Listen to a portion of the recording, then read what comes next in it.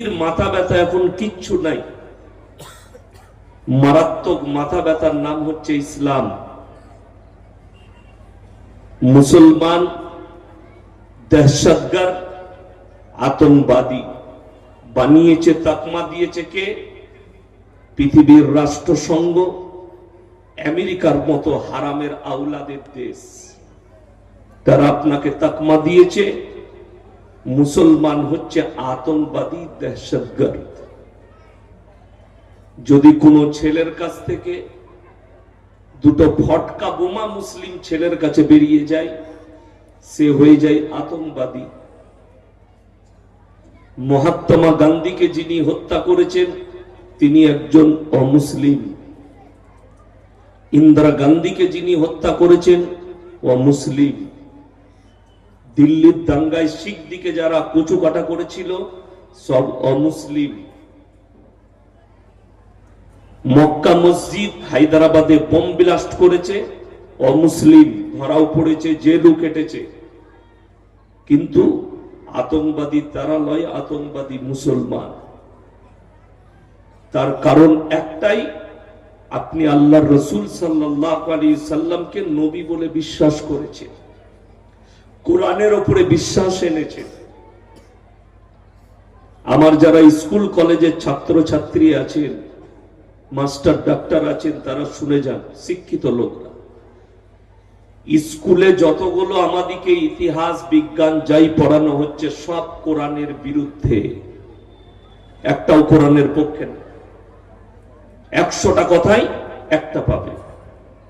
কোরআনের বিপক্ষে কি ষড়যন্ত্র হয়েছে আপনারা ভাবতেও পারবেন না।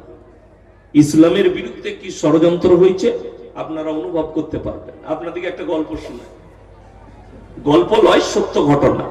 এখানে যারা আছেন আমার বয়সী, আমার বাপের বয়সী এবং আপনারা, আমরা সকলে বর্ণ পরিচয় পড়েছি না পড়ি নাই? কার লেখা? ঈশ্বরচন্দ্র বিদ্যাসাগর। ওই বর্ণ পরিচয় একটা ভাষা আছে, কি বলুন তো? মারাত্মক ভাষা। এটা বলে দিলে অনেকজনের গায়ে লাগবে, কিন্তু মারাত্মক টিপ্পনি করা হয়েছে মুসলমানকে, ওটা আলাদা। সব থেকে মারাত্মক যেটা, তিনি বলেছেন যে রহিম গরু চড়ায়, রহিম গরু চড়ায়, আর ওর নামটা হচ্ছে সুবোধ ভালো ছেলে স্কুলে যায়, রহিম গরু চড়ায়। কে লিখেছে? ঈশ্বরচন্দ্র বিদ্যাসাগর। রবীন্দ্রনাথ ঠাকুর লিখেছেন আব্দুল মাজিদ ছুঁচলো তার দাড়ি, গোপ তার কামানো, মাথা তার নাড়া, সে দাদাকে পদ্মা থেকে ইলিশ মাছ আর কচ্ছপের ডিম এনে দিত। কচ্ছপ আপনারা খান তো? কথা বলে না? খান না? তাইলে কথাটা মিথ্যা বলেছে না সত্য? কথা বলে না? মিথ্যা বলেছে, অপবাদ। গোপ্তার কামানো, নবীজি সাল্লাল্লাহু আলাইহি সাল্লামের হাদিস, মোষ ছোট দাড়ি বড়। এর মধ্যে বিজ্ঞান সমতুল্য একটা কথাবার্তা নবীজি বলেছেন। মোষ যাদের বড় হবে, পানির মধ্যে যদি মোষটা ডুবে যায় সেই পানি পান করা হারাম, রাসূল বলেছেন। এখনকার বিজ্ঞান বলছে, আমেরিকার ডাক্তাররা বলছে, মোষ যদি বড় হয় পানির মধ্যে ডুবে গেলে পেটে পয়জন গিয়ে পেটের ক্ষতি করতে পারে। জোরে বলুন সুবহানাল্লাহ। তাহলে নবীজি যে কথাটা বলেছেন বিজ্ঞান সমতুল্য কথা বলেছেন, অথচ টিপ্পনি করা হয়েছে। শুধু এটা নয়, আপনি ষড়যন্ত্র আজকে দেখছেন। যেদিন থেকে নবীজি মক্কায় দাওয়াতের মেহনত শুরু করেছেন, তাবলীগ শুরু করেছেন, ইসলামের প্রচার, সেই দিন থেকে বেঈমান কাফেররা ইসলামের বিরুদ্ধে চক্রান্ত শুরু করে দিয়েছে। নবীজি কাবা ঘরে কোরআন পড়ছেন, কোথায় বললাম? কাবা ঘরের ভেতরে কোরআন পড়ছেন। অনেক বেঈমান কাফের দূর থেকে শুনছে, যিনারা ঈমান এনেছেন তিনারা শুনছেন, নবীজি কাবা ঘরের ভেতরে। তখনও সম্পূর্ণ কোরআন অবতীর্ণ হয়নি, পুরো সম্পূর্ণ হয়নি। নবীজির কাছে কোরআন আসে, নবীজি শোনায়। চলুন বেঈমান কাফেররা কাবা ঘরের বাইরে তাবলীগ শুরু করেছে। কার বিরুদ্ধে? নবী মুহাম্মদ সাল্লাল্লাহু আলাইহি সাল্লামের বিরুদ্ধে। কি বলে? আল্লাহ আয়াত পাঠাচ্ছেন। এইখানে দুটো কথা ক্লিয়ার করব।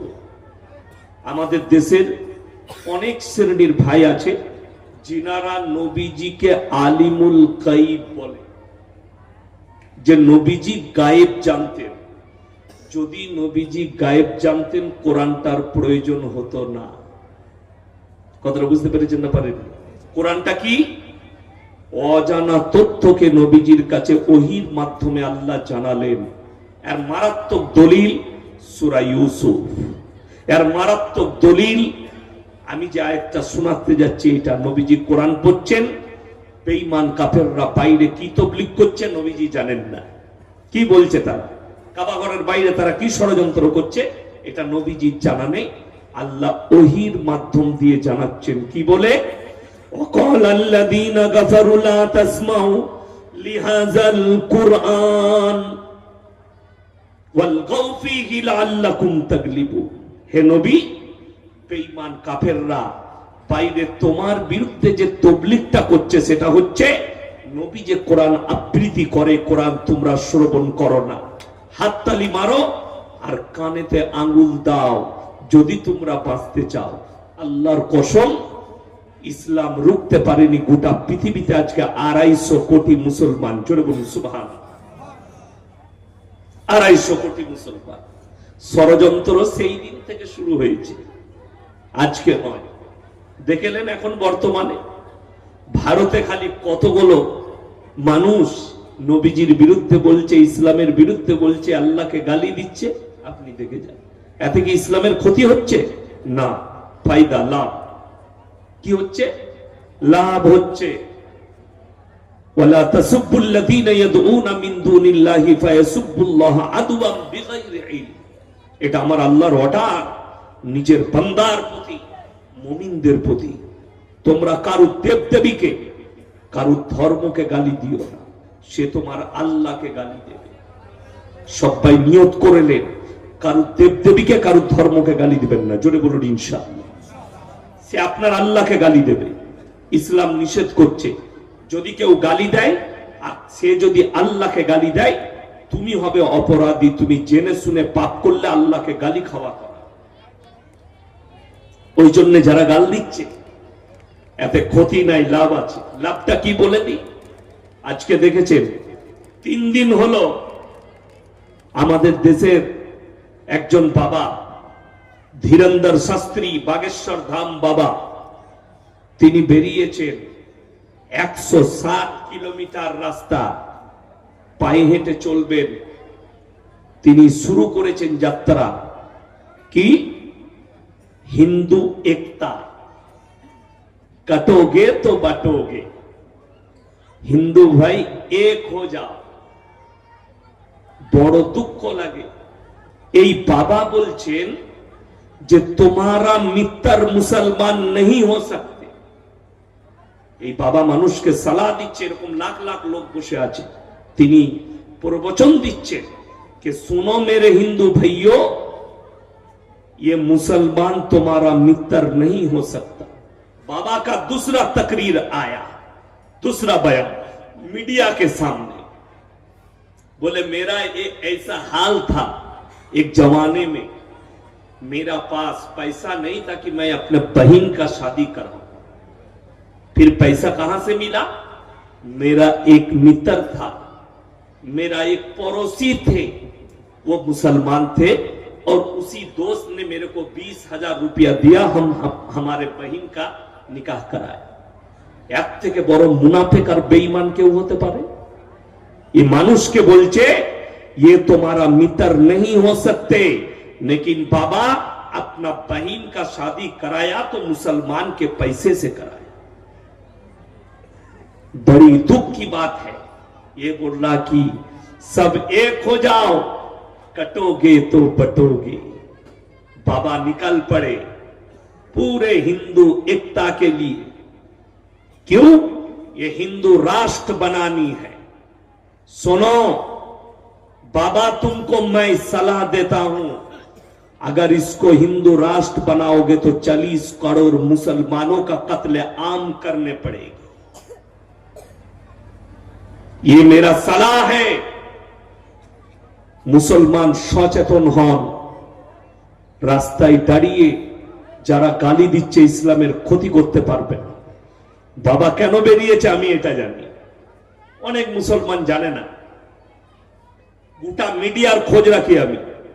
রাত্রে জলসা শেষ হয়, আমার গাড়ি ছুটতে শুরু করে, পৃথিবীর কটা বেঈমান কাফের আমাদের জন্য কি ষড়যন্ত্র করছে সব আমি মোবাইল ঘেটে বার করি। কে কি বলছে, কে কি করতে চাইছে। আল্লাহর কৃপায় মৃত্যু একদিন আসবে, আল্লাহ ছাড়া কেউ কি ভয় খায় না। প্রধানমন্ত্রীকে রিসপেক্ট করি, সম্মান করি, মুখ্যমন্ত্রীকে রিসপেক্ট করি, সম্মান করি, এমএলএ এমপি দিকে সম্মান করি, রিসপেক্ট করি, কিন্তু ভয় আল্লাহকে খাই। সবাই আল্লাহকে ভয় খাবেন, জোরে বলুন ইনশাআল্লাহ।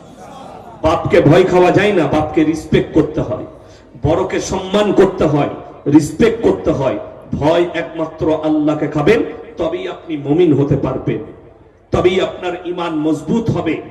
আল্লাহর নবী সাহাবীরা ঈমান এনেছে, একনিষ্ঠভাবে কলমার উপরে টিকে থেকেছে, যার কারণে তাদের কাছে মৃত্যু এলেও তাদেরকে সরাতে পারেনি ইসলামের রাস্তা থেকে। আজকে হাজার হাজার মুসলমান নিজের পদের জন্য, নিজের জন্য, নিজের স্বার্থের জন্য নিজের ঈমানকে বিলীন করে দিচ্ছে বেঈমান আর কাফেরের সামনে। যে মুসলমান কওমের মারাত্মকভাবে ক্ষতি করে দিচ্ছে, মারাত্মকভাবে মুসলিম সমাজের ক্ষতিগ্রস্ত করছে। তাদেরকে অনুরোধ করব, আল্লাহকে ভয় করো, মৃত্যুকে ভয় করো, মরণ একদিন আসবে। চলুন। এই বাবা কেন বেরিয়েছে আপনাদের জানা নেই। 6 মাস 7 মাস আগে এই বাবাকে আজ তাকের একজন অ্যাঙ্কার তার ল্যাবে ডেকেছিল। ডাকার পরে বললে, বাবা आपको एक आंकड़ा बताएंगे। कौन से आंकड़ा? हिंदुस्तान के आंकड़ा। কি আঁকড়া? 2015 থেকে 2021 পর্যন্ত কতগুলো অন্যান্য ধর্মের মানুষ ইসলাম কবুল করেছে, কতগুলো অন্যান্য ধর্মের মানুষ সনাতন ধর্ম কবুল করেছে। বাবা বললে বাতাইয়ে। সে কাগজ বার করলো, কাগজ বার করে সেই বাবাকে হিসেব দিচ্ছে 2015 से 2021 ক বছর হলো? 6 বছর।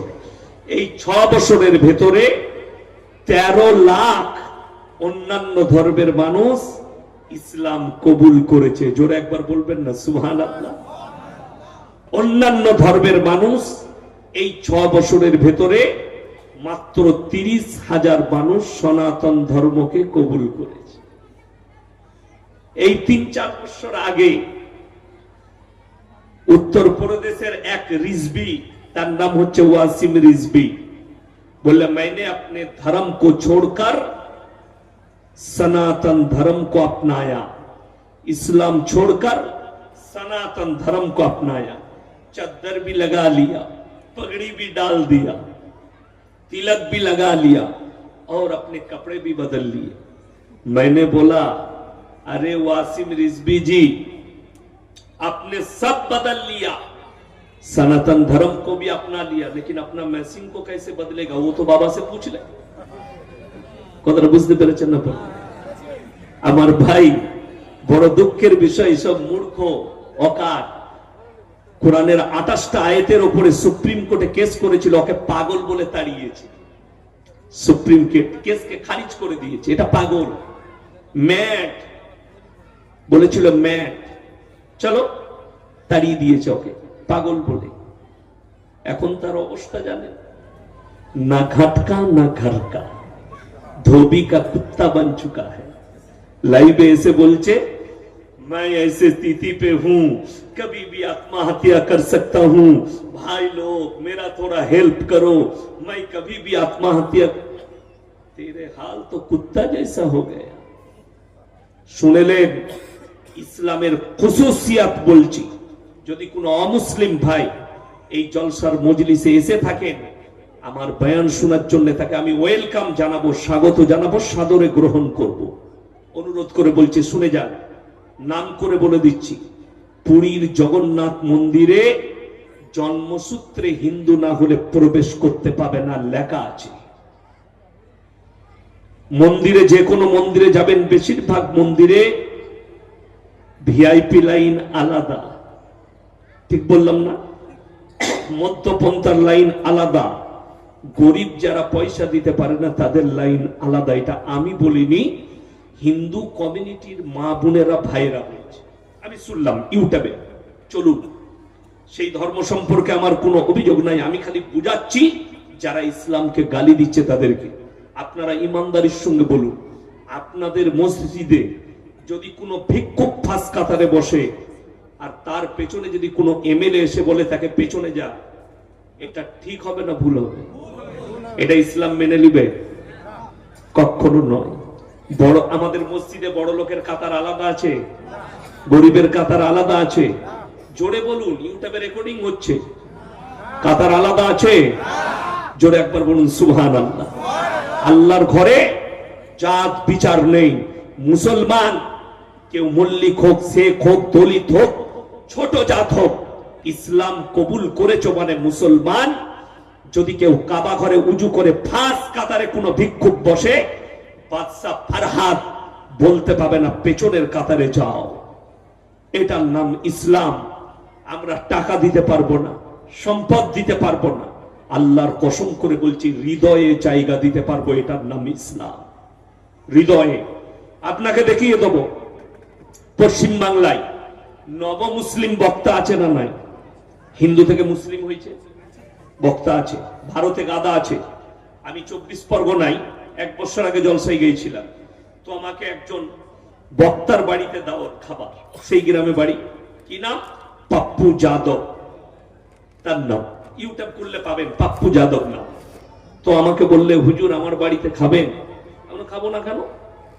তুমি ইমানদার মুমিন ভাই আমার, কোনো অসুবিধা নেই।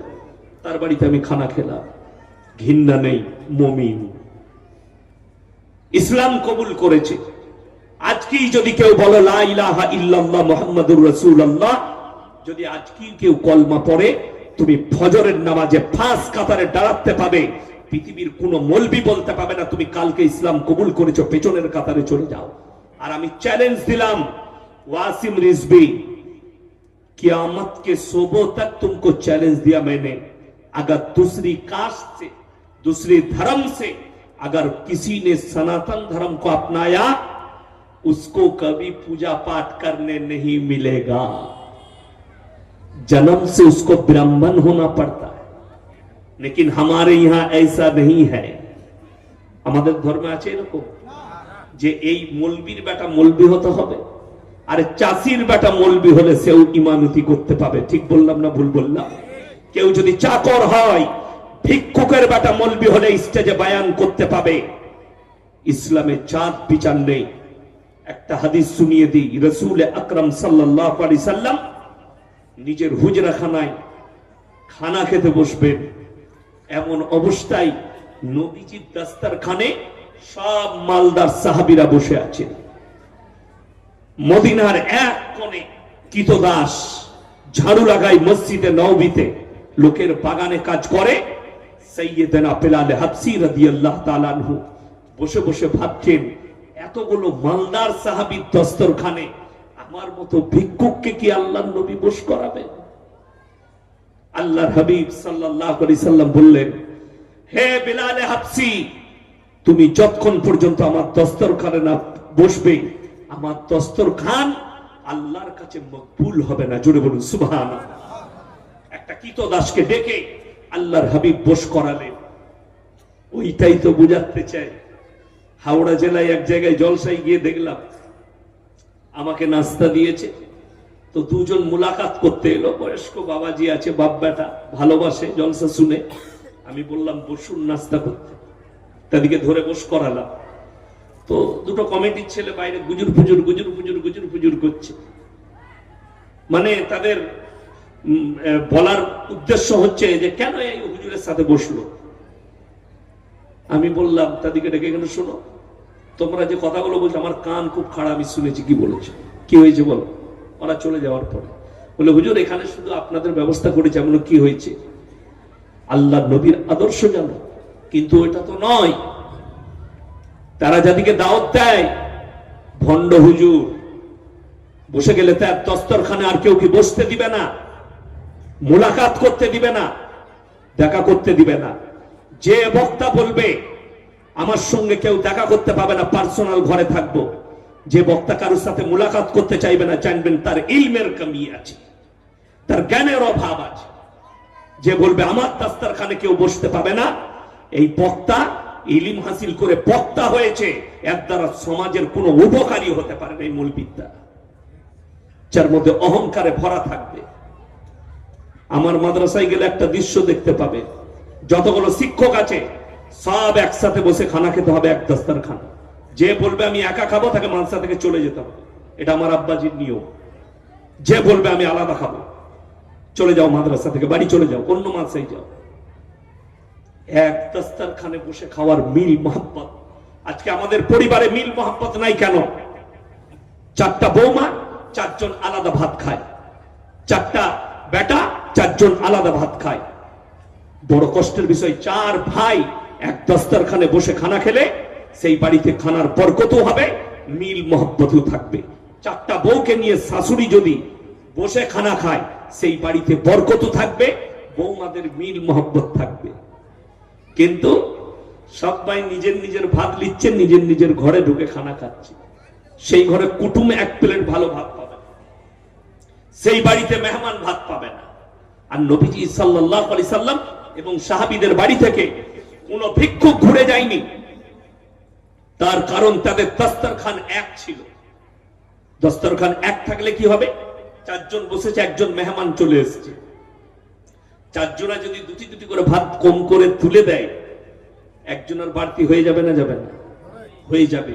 এইটাই হচ্ছে রাসূল সাল্লাল্লাহু আলাইহি সাল্লামের সুন্নাত।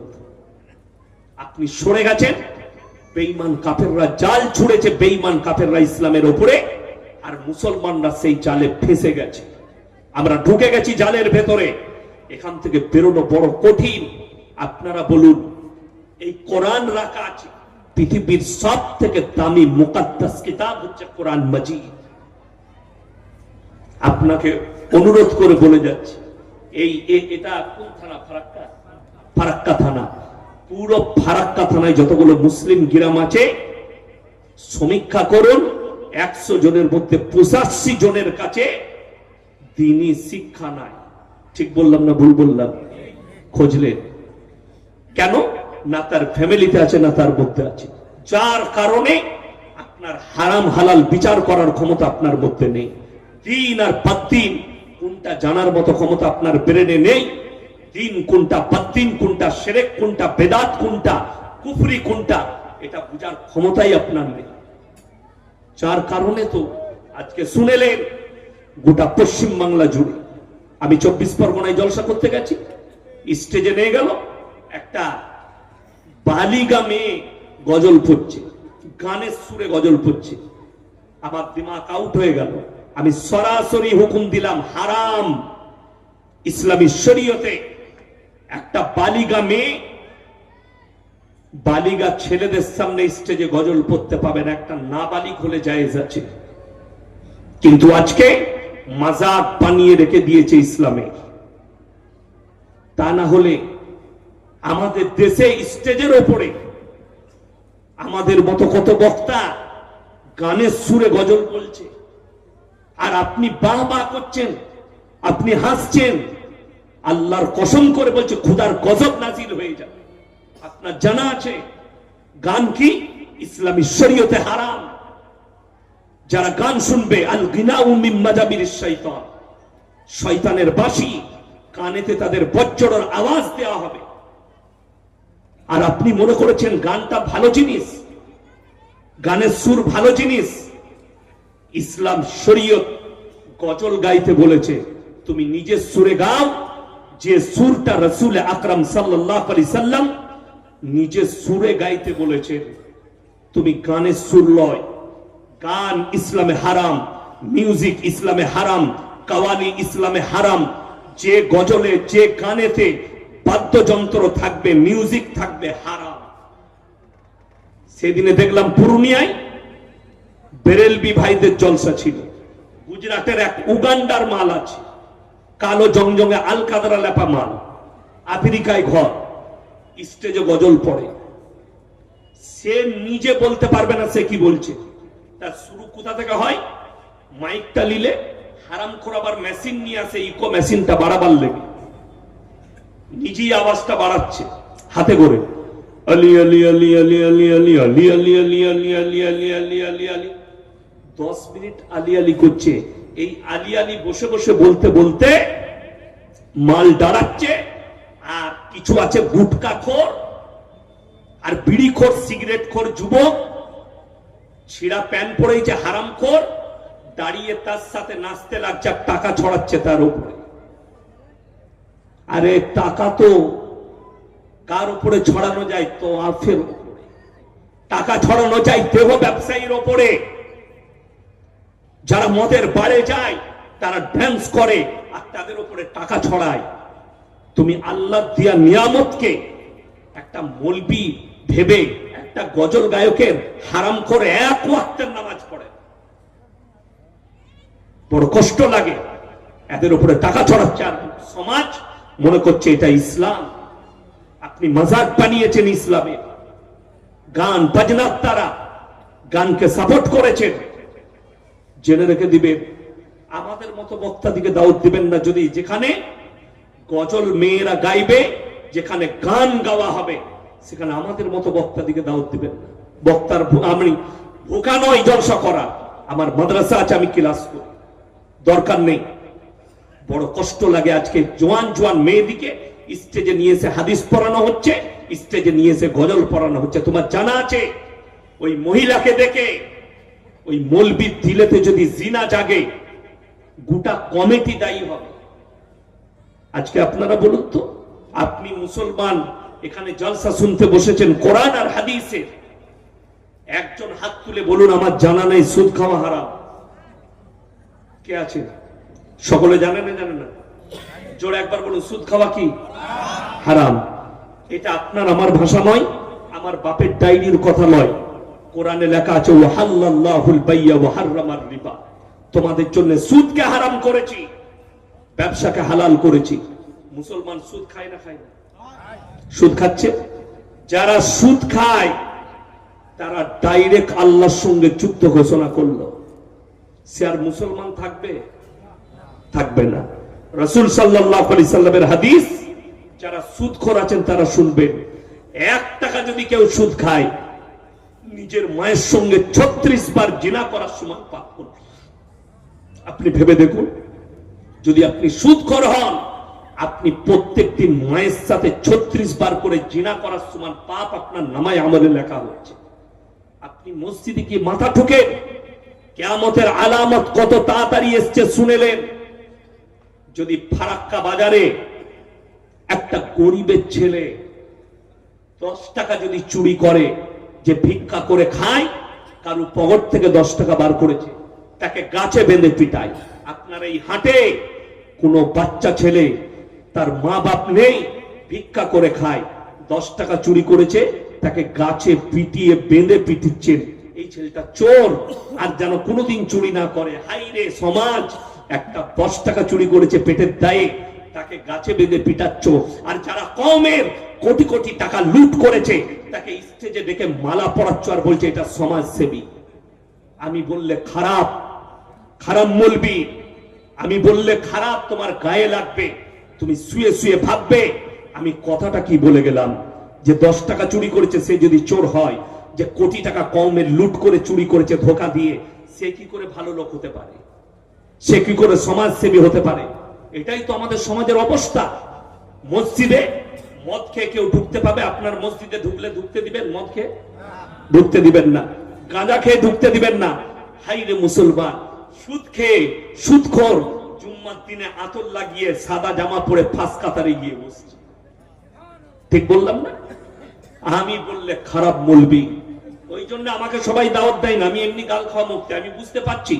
সকালবেলায় আপনাদের চায়ের দোকানে বলবে সুদখোর মাল কটা, বলবে ও বাজে মৌলবি, ওকে দাওয়াত দেয়, ওই মাল কটা বলবে যারা সুদ খায়। এতে আমার কোনো যায় আসে না। তুমি আমাকে গালি দাও, ওটা আমার জন্য দোয়া। আল্লাহর কসম করে বলছে, কোরআনের আয়াতকে তুমি পাল্টাতে পারবে? কোরআনে আছে ফালান তাজিদা লিসুন্নাতিল্লাহি তাবদীলা। তুমি তো সুদখোর অনেক দূরের কথা, আল্লাহ চ্যালেঞ্জ ছুড়লেন গোটা পৃথিবীর শক্তিকে। সব যদি একদিকে দাঁড়িয়ে যায়, আমার কোরআনের একটা জের জবরকে পরিবর্তন করার ক্ষমতা পৃথিবীর কোন শক্তির নাই। জোরে একবার বলুন সুবহানাল্লাহ। এরপর ভেবে দেখুন, সুদ হারাম, মুসলমান সুদ খাচ্ছে। লটারির টিকিট আশা করি হালাল হারাম। আপনাদের হাটে লটারি বিক্রি হয় না? হয়। মুসলমান বেচছে, মুসলমান কিনছে। ঠিক বললাম না ভুল বললাম? লটারির টিকিট যদি হারাম হয়, যে বেচছে সে হালাল কাজ করছে না হারাম কাজ? জেনে করছে না না জেনে? আচ্ছা, জেনে পাপ আলাদা আর না জেনে পাপ আলাদা না আলাদা নয়? দুটোর মধ্যে ফারাক আছে না নাই? একটা লোক না জেনে করছে, একটা অমুসলিম ভাই সে যদি শিরকের কাজ করে না জেনে করছে, কিন্তু একটা মুসলমান যদি গাছের সামনে সিজদা করে, এই লোকটা জেনে শুনে পাপ করলো। ঠিক কিনা? ওই লোকটার জন্য মাফ। কোরআনে আছে জ্ঞান পাপী আর অজ্ঞানের পাপী। যে না জেনে করেছে। আমি জেনে গেলাম আজ থেকে লটারি কেন হারাম জানেন? কেন হারাম বলে দিই। কেউ যদি গণককারকে হাত দেখায়, ওটা জায়েজ না না জায়েজ? ঈমান চলে যাবে। কেউ যদি গণককারকে হাত দেখায়, ঈমান চলে যাবে। এই আমার খালি অবাক লাগে, আপনাদের মালদা স্টেশনে বলুন আর ফারাক্কাই বলুন, সব থেকে বেশি পাবেন হাওড়া স্টেশন। যদি যান 1 নম্বর প্ল্যাটফর্মে, যখনই হাওড়া ব্রিজের দিকে বের হবে, ওপরে চেপেই দেখবেন দুদিকে কিছু মাল বসে আছে। মাথাটায় সরষের তেল লাগিয়েছে, চুলগুলো আঁচুড়েছে, ছিঁড়া চট বিছিয়ে বসেছে, সামনে একটা গোল পাড়া মাল রেখেছে, তাতে সব ছবি দিয়ে আছে। আর পাশে অ্যাটার্চি খোলা আছে, অ্যাটার্চিতে সব পাথর রাখা আছে। কিসের পাথর? আংটি।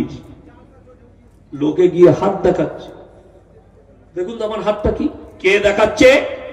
বর্ধমান থেকে সকালবেলায় কডলাইন মেল লাইনে ট্রেন ধরে চাকরি করতে যাচ্ছে, কলকাতায় চাকরি করে, সাততাল্লায় চাকরি করে। কেউ আপনার প্রফেসর, কেউ ইঞ্জিনিয়ার, কেউ টেকনিক্যাল ইঞ্জিনিয়ার, কেউ 50,000 বেতন পায়, কেউ 1 লাখ পায়, কেউ 70,000 পায়। বর্ধমান থেকে ট্রেনে চেপে যাচ্ছে, নামা মাত্র ভাই আমার হাতটা দেখো। ওরে বাপরে, বিরাট গোলমাল তো। তোমার প্রমোশন আটকে আছে, তোমার ভাগ্যটা একটু গোলমাল যাচ্ছে। তাই কি করতে হবে? বলে এই দেখো, এই আংটির পাথরটা নিয়ে যাও, তোমার ভাগ্যটা ফিরে যাবে। যে লিখছে সে 50,000 টাকা বেতন পায়, যে দিচ্ছে সে ছিঁড়া চটে বসে আছে। একটা পাথর বিক্রি হলে তবে খেতে পাবে সে, তাও 2টো রুটি, 3টে রুটি। এই দেখছেন না, একটা পরোটাওয়ালা বেরিয়েছে, 20 টাকায় 3টে পরোটা, আনলিমিটেড তরকারি, একটা সিদ্ধ ডিম, 1 টুকরো কাঁচা পেঁয়াজ, একটা কাঁচা লঙ্কা, 30 টাকা। যাতে হয় না ট্রেনের টিকিট। এইটা খেতে পাবে 30 টাকা। আর যে 50,000 বেতন পায় সে কোথায় খাবে? দামি হোটেলে। লিচ্ছে কে? সে একবারও বলছে না ভাগ্যের পাথরটা আমাকে দিচ্ছিস, এইটা তোর গলায় বান, কাল থেকে মমতা খালার পাশে থাকবি। কথাটা বুঝতে পারেন না? যে লিচ্ছে সে বলতে পারছে না। তাহলে ভাগ্য কার খারাপ? যে লিচ্ছে তার না যে দিচ্ছে তার? যেমন আমাদের দেশের লোক দোকান চালাচ্ছে ফারাক্কায়, 50,000 টাকা প্রত্যেকদিন ইনকাম করে। মালদা টাউনে দোকান আছে, কালিয়াচকে দোকান আছে, কিন্তু 2 দিন যদি বিক্রি বাটা খারাপ হয়, 3 দিন যদি খদ্দের না থাকে, সে হুজুরের কাছে হাজির। কি? হুজুর একটা তাবিজ দাও। কিসে? বরকতের তাবিজ। আমাদের তাবিজে যদি তোর দোকানে বরকত হবে, তা বরকতটা তুই আগে পাবি কি করে? আমি তো আগে লুবো। কথা বুঝতে পারেননি? আমার বেতন 5,000, তোর ইনকাম 50,000, তাহলে বরকতটা কাকে আগে লাগবে? আমাদেরকে। যেমন আমাদের অনেক যুবক ছেলেরা প্রেম করে, এরা বুঝে না, এরা মনে করে পানিটা দেন তো। আমাদের যুবকরা বুঝে না, এরা মনে করে প্রেম যখন করেছি, যদি মেয়েটা 1 সপ্তাহ কথা না বলে, ই তখন উড়ুম দুরুম করে। ডিম পাড়া মুরগি দেখেছেন? জায়গা খুঁজে না পেলে কি করে বেড়ায়? করে না, ছুটে বেড়ায়, ডিমটা কোথায় পারবো। তখন খালি যদি 3 দিন ফোন না করে 4 দিন, খালি মোটরসাইকেলটা নিয়ে খালি প্রেমিকের ঘরের ওই দিকে খালি পো করে পেরে যাবে, ছাদে আছে নাকি। যদি কোনোতে কিছু না হয় তখনই মলবি খুঁজে বেড়াই, হুজুর কোন হুজুরের তাবিজে কাজে লাগবে। চলেইছে, পেয়ে গেছে মারাত্মক হুজুর। হুজুর একটা তাবিজ দেন। কি হয়েছে রে? আমি দারুণ ভালোবাসি, ফোন আর তুলছে না, যা করে নেবেন, যা টাকা লাগবে দিয়ে দেবো। আমি বললাম, বুকা, আমাদের তাবিজে যদি মেয়ে আসবে তা তোর কাছে যাবে কেন? সে তো আমার কাছে আগে আসবে। আমরা মৌলবীরা বুকা? 4টা বিয়ে করা যায় যাচ্ছে না? নাই। সব থেকে দুঃখ কি জানেন? আমরা মৌলবীরা কেউ আর মাদ্রাসায় আর পড়াতাম না, ইমামতি করতাম না যদি তাবিজে মেয়ে পাওয়া যেত। আমরা সবাই খালি খোঁজ লাগাতাম, বাপের একটা বিটি বড় লোককে আছে, মার তাবিজ একটা নিলে মালগুলো আমার। বুঝতে পারেন? অত সুজা কে করতো না করতো জানি না, আমি আগে করতাম, তারপরে যা হতে হতে বড় কষ্ট লাগে। হাই রে মুসলমান, এরা বুঝে না বেঈমান কাফেরের আখলা। 100টা মৌলবি ধরা পড়বে কিয়ামতের দিনে। কোরআন এটা আমার মতো 100টা মৌলবি ধরা পড়বে। সমাজকে ধোঁকা দিয়েছো, প্রতারণা করেছো, প্রবঞ্চনা করেছো, ধোঁকা দিয়েছো। কোরআন খুলুন, সূরা বাকারা। ইন্নাল্লাযীনা ইয়াকতুমুনা মা আনজালাল্লাহু মিনাল কিতাব ওয়া ইয়াশতারুনা বিহি সামানান কালীলা উলাইকা মা ইয়াকুলুনা ফি বুতুনিহিম ইল্লান নার। হে আমার নবী, বলে দাও, যারা নিজেদের পেট ভরাবার লেগে আমার কোরআনের আয়াতকে লুকিয়ে দেয়, তারা নিজেদের পেটেতে আগুন ছাড়া আর কিছু ভরে না। কিয়ামতের দিনে এদিকে কঠিন আযাবে মুবতালা করে দেব এই মৌলবি কটাকে, যারা নিজেদের পেট ভরাবার জন্য আমার আয়াতকে লুকিয়ে দেয়। ওই জন্য আমার ভাই, জানের সদর ভাইরা, অনুরোধ করে বলে যাচ্ছি, লটারি কেউ কাটবেন না। জোরে বলুন ইনশাআল্লাহ। ভাগ্যের মালিককে, তকদিরের মালিককে। যদি ভাগ্যের মালিক আল্লাহ হয়, তুমি ওই লটারির দ্বারা কাগজের উপরে বিশ্বাস করে নিজের ভাগ্য পরীক্ষা করছো, ওইখানে তোমার ইমানটা ধ্বংস হবে। যে লটারি বিক্রি করে সে হারাম ইনকাম করছে, তার টাকা হারাম, তার ঘরের খাবারটাও হারাম হবে, তার সন্তান নেক হতে পারে না।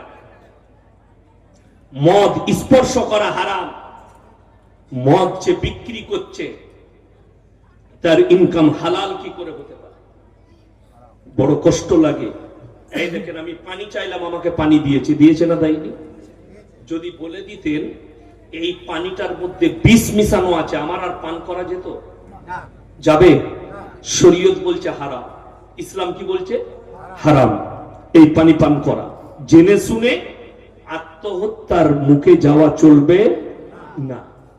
যেমন আপনাকে বলে দিই, এই যে কারেন্টের তার আছে, আমি যদি আপনাদেরকে বলি বর্ধমান জেলা থেকে আমি মৌলবি ইয়াসিন এসছি, আমার মতো ওলি কেউ নাই, তোমরা আমার কেরামতি দেখবে, আমি তারটাকে ছুবো, আমাকে শর্ট মারবে না। ও চিনে এটা ইয়াসিন? ওর সিফাত মানে হচ্ছে গুণ, ওর গুণ হচ্ছে শর্ট মারা। ও আমাকে ঝটকা মারবে, মারবে না? মারবে না। কেউ যদি বিসমিল্লাহ বলে সাপের গর্তে হাত ভরে, চুমু খাবে না কামড়াবে?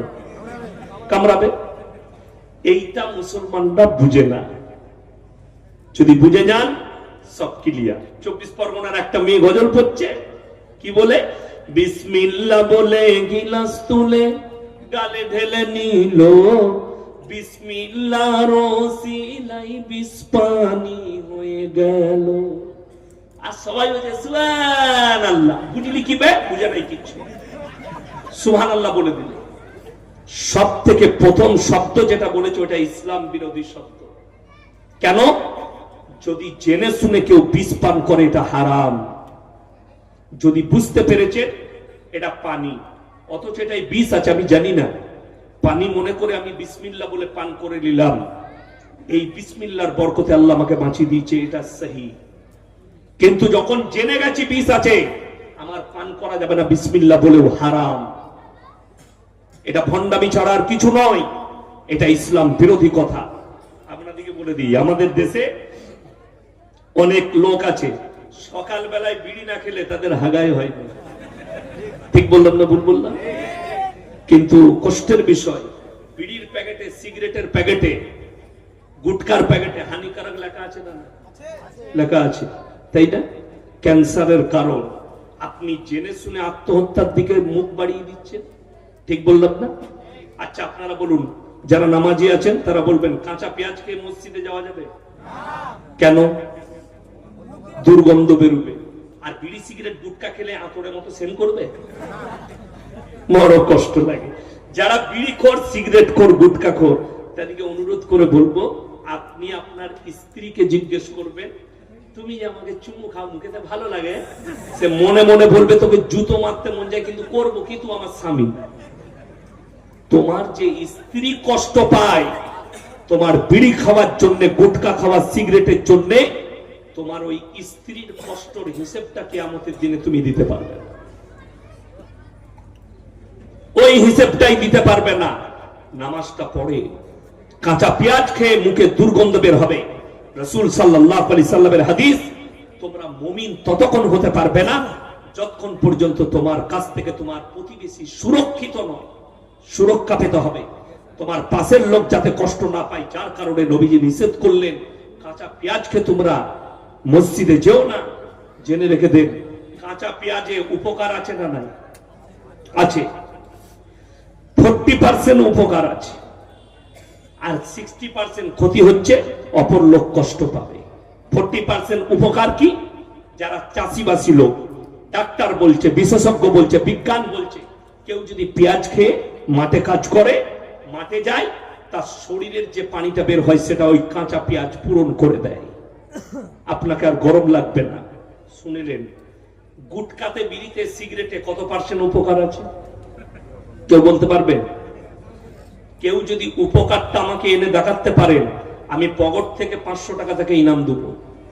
0% উপকার নাই। ঠিক বললাম না ভুল বললাম? কিন্তু ক্ষতি 100% আছে। শুনেলেন? ফিল্মের যতগুলো আর্টিস্ট ক্যান্সারে আক্রান্ত হয়ে মারা গেছে, সব বাড়ির একটা জিনিস পাওয়া গেছে, তারা নেশায় আক্রান্ত। আফিম, গাঁজা, বিড়ি, সিগারেট, মদ, সব নেশাটাই নেওয়ার কারণে তারা ক্যান্সারে আক্রান্ত হয়ে মারা গেছে। বর্তমানে সঞ্জয় দত্ত ক্যান্সারে আক্রান্ত, মনীষা কৌরালা ক্যান্সারে আক্রান্ত, সোনালী বিন্দ্রিয়া ক্যান্সারে আক্রান্ত, আপনার যুবরাজ সিং ক্যান্সারে আক্রান্ত। এরা জার্মানিতে চিকিৎসা করিয়েছে। পশ্চিম জার্মানিতে যে চিকিৎসাটা হয়, তাদের কেমোটা বর্তমানে 50 কোটি টাকা খরচ হবে। তাদের কেমোটা 20 বছর থেকে 25 বছরের গ্যারান্টি। বোম্বের টাটা মেমোরিয়ালের কেমোটা 8 থেকে 10 বছরের গ্যারান্টি। এটা গ্যারান্টি ওইটার উপরে, মানে খাটাকে ধরে রেখে দিবে, বেরোতে দিবে না। আমার ভাই, আপনি জেনে শুনে নিজের প্রাণের ঝুঁকি দিচ্ছেন, আপনি কি করে নিজেকে মুমিন বলে দাবি করছেন? একটা ইমাম বিড়ি খেলে তার পেছনে আপনি নামাজ পড়বেন না, একটা ইমাম সিগারেট খেলে তার পেছনে নামাজ পড়বেন না, অথচ আপনি তার পেছনে নামাজ পড়ছেন। আপনি বিড়ি খোর, আপনি সিগারেট খোর, আপনি গুটখা খোর। কত কষ্ট লাগে, কত দুঃখ লাগে এই সমাজ। বলবো কি? বললেই দুঃখ। আমাকে মুর্শিদাবাদে দিয়েছিল বিড়ি বাঁধা কি এমন নেকির কাজ। আমাকে বলছে বিড়ি বাঁধা কি, আমি বললাম নেকির কাজ। তার জন্যই তো মুসলমান করছে, ওটাকে জরিয়া বানিয়েছে। যদি হারাম বুঝতো তাহলে এই কাজে লিপ্ত হতো না। আরে ভাই, রুজির মালিক সকলে বলুন কে? তাহলে লটারির উপর আপনার বিশ্বাস কি করে থাকবে? রুজির মালিক যদি আল্লাহ হয়, তাহলে আপনার বিশ্বাস আল্লাহর প্রতি থাকবে। আপনি পৃথিবীর যে কোনো কিনারায় থাকুন, আল্লাহ আপনাকে রুজি দিবে। একটা ভিক্ষুক রুজি পায়, একটা ভিখারি পায়, একটা পথের পাগল পায় খেতে। কেউ ডাস্টবিনে খাচ্ছে, কেউ সোনার প্লেটে, কেউ আপনার মাটির প্লেটে, কেউ খাচ্ছে ফাইবারের প্লেটে, কেউ স্টিলের প্লেটে। রুজি সকলকে দেয়, জায়গার স্থানটা আলাদা। কোটিপতি হলে যারা মনে করছেন মলি সাহেব টাকা না থাকলে তার দাম নেই, তোমার ভুল পথে তুমি আছো। আমাদের মৌলবীদের কাছে করোড় টাকা নাই। রাসূলের হাদিসটা শুনেলেন, যারা আল্লাহর রাস্তায় দিনের পথে থাকবে, আল্লাহ মৃত্যুকাল পর্যন্ত তাদেরকে ইজ্জতের রুজি দান করবেন। জোরে বলুন সুবহানাল্লাহ। আজকে আমরা আলেমরা, আমাদের কাছে করোড় টাকা ব্যালেন্স নেই, আল্লাহ যেটা দিয়েছেন খালি দিনের উপরে প্রতিষ্ঠিত থাকার কারণে দিয়েছে। দিনের উপরে সবাই হাত তুলে বলুন 5 ওয়াক্তের নামাজি হবো। জোরে বলুন ইনশাআল্লাহ। যারা নামাজ পড়বে 5 ওয়াক্তের, আল্লাহ জীবনে মৃত্যুকাল পর্যন্ত তাদের রুজিতে কোনোদিন আল্লাহ কমিয়ে দিবেন। রুজি মানে কি?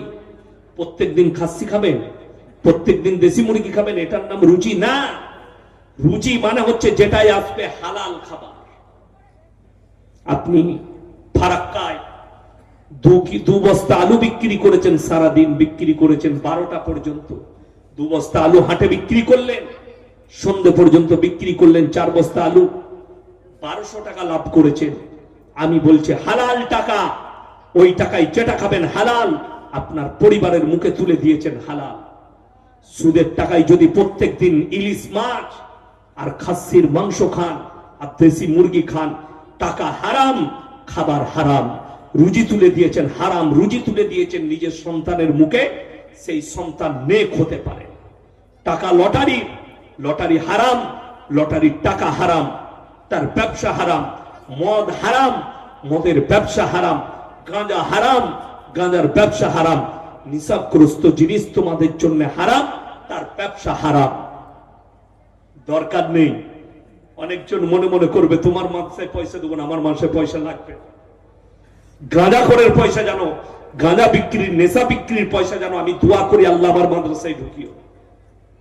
মানুষ কত নিকৃষ্ট জানে। আমি মাদ্রাসায় সকালে ক্লাসে বসে আছি, আমাকে একজন এসে বললে হুজুর সব ছেলেদিকে বিরিয়ানি খাওয়াবো। আমি আলহামদুলিল্লাহ, আমাদের দেশে বিরিয়ানি বেশি চলে, বিরিয়ানি খাওয়াবে। আমার বোর্ডিং সুপার যে আছে, মাস্টারকে বললাম ফর্দ করে দেন তো। কি ব্যাপার? আমি বললাম ভাই তুমি যে খাওয়াচ্ছ, কোন খুশিতে খাওয়াচ্ছ? মাদ্রাসা তালবে ইলম দিকে খাওয়াবে। বলছে হুজুর কেউ কি বলবেন না। কি হয়েছে? লটারিতে 4 লাখ পড়েছে। ওই টাকা মাদ্রাসা তালবে ইলমকে বেরো বেরো বেরো বেরো বেরো বেরো।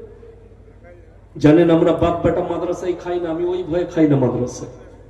কি খাই দিবে ঠিক নেই, আমি বাড়িতে খাই, মাদ্রাসায় ক্লাস করি, মোটেই খাই না, ভয় লাগে, দুঃখ লাগে। অনেকজন বলবেন হুজুর জলসাই এসে তো খান। জলসাই কমিটি দাওয়াত দিয়েছে, কমিটিরা যখন মুসলমান, তাদের দায়িত্ব বক্তাদিকে হালাল খাবার খাওয়া। কথাটা বুঝতে পেরেছেন না পারেননি? কমিটির দায়িত্ব, তারা মুমিন ব্যক্তি, বক্তাদিকে হালাল খাবার খাওয়াবে। যদি হারাম খাওয়ায়, আমি এখানে কেউ কি চিনি না, তারা আল্লাহর কাছে জবাব দেবে, আমি দেবো না।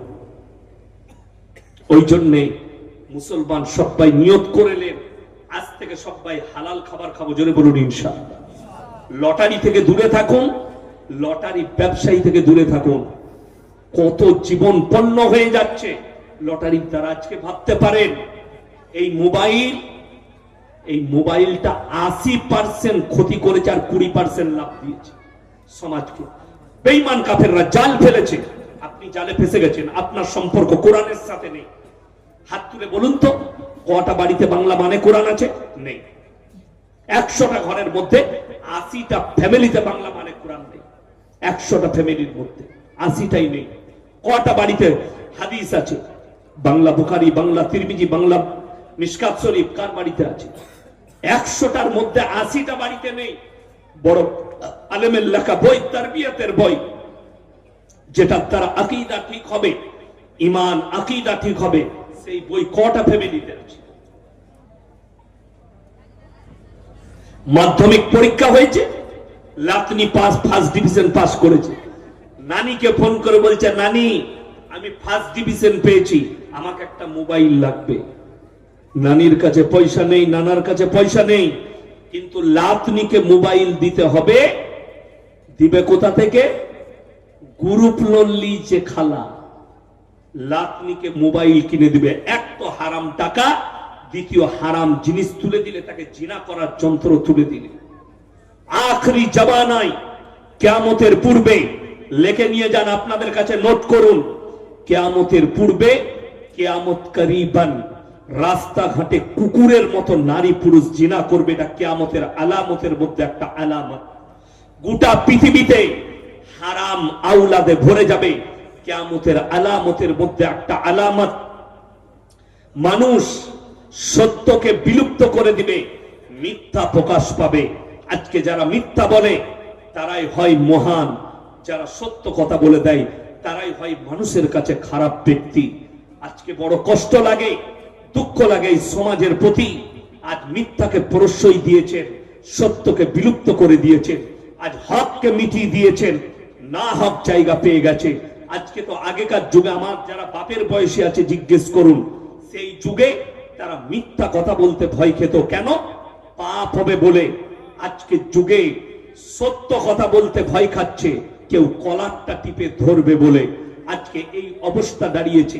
বেঈমান কাফেররা তাদের মিশনে তারা কামিয়াবি লাভ করেছে। 100টা যুবকের মধ্যে, যুবক যুবতীর মধ্যে জিজ্ঞেস করুন, 80টা যুবক যুবতী আরবি 12টা মাসের নাম জানে না, অথচ তারা ডায়েরিতে লিখে রেখেছে কবে 1 জানুয়ারি হবে, কবে 25শে ডিসেম্বর হবে। হাইরে মুসলমান, বেঈমান কাফেররা এটাই চেয়েছে, এদের ছেলেরা, এদের যুবক যুবতীরা, মুসলমানরা এরা যেন কোরআন থেকে দূরে সরে যায়, এরা যেন উলামাদের কাছ থেকে বিচ্ছিন্ন হয়ে যায়, এরা যেন মাদ্রাসা মসজিদ থেকে বিচ্ছিন্ন হয়ে যায়, এরা যেন আল্লাহর ঘরের থেকে ধাবিত না হয়, এরা যেন উলামা ভক্ত না হয়, এরা যেন মৌলবীদের সঙ্গে মহব্বত না রাখে। এদিকে বিচ্ছিন্ন করো। হে আমার যুবক মুসলমান ভাই, আপনার জেনে নেই, পৃথিবীর ইতিহাস খুলে দেখে নেন। ইতিহাসটা স্পেনের, স্পেনটা কোনো ইহুদি নাসারাদের দেশ ছিল না, খ্রিস্টানের দেশ ছিল না, ওই দেশটা ছিল মুসলিম রাষ্ট্র, পৃথিবীর ইতিহাস বলছে। আর ওই রাষ্ট্রটা যেদিনে মুসলিমদের ছিল, আজ গিয়ে যদি দেখেন আপনার চোখে পানি ছাড়ার কিছু থাকবে না। ওই দেশে বড় বড় মাদ্রাসার মসজিদ গুলো মদের বার হয়ে আছে, বড় বড় মাদ্রাসার মসজিদ গুলো দেহ ব্যবসার আড্ডাখানা তৈরি করেছে স্পেন। আমার ভাই, চোখ দিয়ে পানি পড়বে গুলো দেখলে তারা কি করে করলো? তাদের সর্বপ্রথম কাজ ছিল এদিকে মাদ্রাসা থেকে বিচ্ছিন্ন করে দাও, এদিকে মসজিদ থেকে বিচ্ছিন্ন করে দাও। দ্বিতীয় নম্বর তারা কি করলে? মুসলমানদের কাতলে আম সহজ তখন হলো, আল্লামা ইকবাল লিখেছেন, ইস ঘর কো আগ লাগি ঘর কি চিরাগ সে। মুসলমান তোমরা নিজেদের ঘরে নিজেরা আগুন ধরিয়েছো, অপরকে বলে লাভ হবে না। আজকে আপনি তাকিয়ে দেখুন, যোগী আদিত্যনাথ সরকার, উত্তরপ্রদেশের যোগী আদিত্যনাথ, একটা মুসলমান পুলিশ অফিসার, থানার ওসি, বড় বড় দাড়ি রেখেছিল। 4 বছর আগে তাকে দাড়ি কাটতে হয়েছে, তাকে সাসপেন্ড করা হয়েছিল। দাড়ি চেয়েছে ডিউটি জয়েন করতে হবে, তিনি দাড়ি চেয়েছে ডিউটি জয়েন করেছে। গোটা ভারতের মুসলিম যুব সমাজ, মুসলিমরা টুইট করেছে ফেসবুক, ইউটিউব আর টুইটারে, যোগী হচ্ছে মুসলমানের দুশ্মন। হাইরে মুসলমান, একটা অফিসারের দাড়ি কেটে যদি যোগী আদিত্যনাথ মুসলমানের দুশ্মন হয়, 80% মুসলমান সেলুনে গিয়ে নিজের দাড়িগুলো নিজে থেকে চেঁচে দেয়। এরা কার দুশ্মন আমি তোমাদের কাছে জানতে চাই। তোমাদেরকে কে বাধা দিয়েছে দাড়ি রাখতে পাবে না? কোন সরকার বাধা দিয়েছে তুমি দাড়ি কাটতে হবে তোমাকে? অথচ মুসলমান দাড়ি কেটে দেয়। আপনি তাকিয়ে দেখুন কারা ধর্মের উপরে টিকে আছে এই ভারতের মাটিতে। যারা একনিষ্ঠভাবে নিজের ধর্মকে ধরে রেখেছে তারা হচ্ছে পাঞ্জাবি। পাঞ্জাবিদের আপনি দেখলেন তারা ডিফেন্সে চাকরি করে, কিন্তু তাদের মুখের দাড়ি আর মাথার পাগড়ি খুলতে পারেনি। তারা পুলিশের চাকরি করে, তাদের মাথার পাগড়ি আর মুখের দাড়ি চাঁচতে পারেনি। আপনি যেখানে পাঞ্জাবি দেখতে পাবেন, হাই রোডে চাপবেন, আপনি বহরমপুর যাচ্ছেন, পলসন্ডা মোড়ের আগে পাপ্পুদা ধাবা আছে, সেখানে মদ অ্যালাউ নেই। আমি মাঝে মাঝে চা খাই, ওখানে পকোড়া খাই। তো তাদের 2 ভাই আমাকে খুব শ্রদ্ধা করে। তাদের আত্মীয়র আর একটা হোটেল আছে শেরে পাঞ্জাব, কোলাঘাট, দীঘা যেতে গেলে কোনেতে পড়বে, 5 স্টার হোটেল। এই 2 ভাই মুখেতে দাড়ি, মাথায় পাগড়ি, হোটেলে বসে আছে ক্যাসে। দাড়িও কাটেনি, পাগড়িও সরাইনি। হাজার হাজার মুসলমানকে দেখিয়ে দেব তারা পাঞ্জাবি, তাদের ধর্মটা আগে, তাদের ব্যবসাটা আগে। তারা ব্যবসা করছে, হোটেল করেছে, মদ বিক্রি করেন।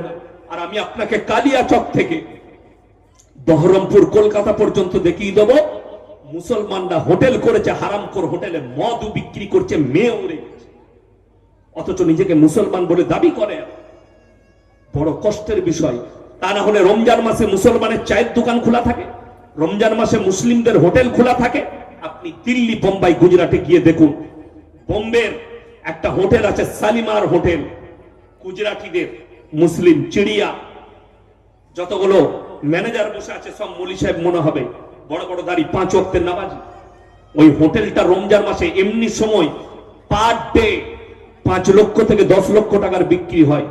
24 ঘন্টা চলে, রাত 3টেয় শাটার বন্ধ করে, ওয়েটিং করতে হয়। যে কোনো সময় যাবেন, আপনাকে আধ ঘন্টা বসতে হবে চেয়ারে, তারপরে টেবিল পাবেন। এত বড় 5 তাল্লা হোটেল, তাও এত ভিড়। রমজান মাসে ইফতারিতে স্টার্ট করে, সেহরিতে বন্ধ করে দেয়, সারা দিন বন্ধ, রোজার মাসে খোলা না। আমাদের দেশে হারামখোররা দেখিয়ে দেবো, পর্দা টাঙিয়ে ভেতরে বেরোজগার দিকে খাওয়াচ্ছে। আমার বর্ধমান টাউনে দেখাবো মুসলিম হোটেল। এদের বরকত কি করে হতে পারে? এদের কাছে আল্লাহর রহমত কি করে নাজির হতে পারে? আপনি ভেবে দেখুন, ইসলামটাকে নিয়ে ছিনিমিনি খেলেছে আমাদের সমাজের লোক। আপনি নিজের ঘরের জায়গির মনে করেছেন। এই মাসটা নভেম্বর মাস চলছে, সামনে ডিসেম্বর ঢুকবে। ডিসেম্বরের 30 তারিখ 2023 সাল আমি জলসা করেছি মালদা সুজাপুর গয়েস বাড়িতে। 11:45 জলসা শেষ হয়েছে। আমার গাড়িতে 13 মিনিট লেগেছে কালিয়াচক স্টেশন আসতে। এসে দেখলাম জ্যামে দাঁড়িয়ে আছে, 4-5টা গাড়ি দাঁড়িয়ে। আমার ম্যানেজারকে বললাম, নেমে গিয়ে দেখো তো কিসের জ্যাম, তাড়াতাড়ি আছে, বাড়ি যাবো। এসে বলছে, হুজুর গোটা রোডটায় বোম বিছানো আছে, মুসলিম যুবক কয়েকশো দাঁড়িয়ে আছে, তারা 1 জানুয়ারি পালন করবে বোম ফাটিয়ে।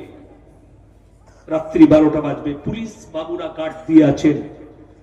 মনে কষ্ট হলো, কয়েক লক্ষ টাকার বোম, কাঁটাই বাজলো 12টা, 10 থেকে 15 মিনিট খালি বোম ফাটলো। কষ্টটা কোথায় জানেন? এদিকে আপনি মুসলিম ভাবেন, অথচ ইসলামী তরিকায় এরা মুসলিম নয়। কোরআন বলছে গায়রিল মাগযুবি আলাইহিম ওয়ালাদ দাল্লিন। মাগযুম মানে ইহুদি, দাল্লিন মানে নাসারা।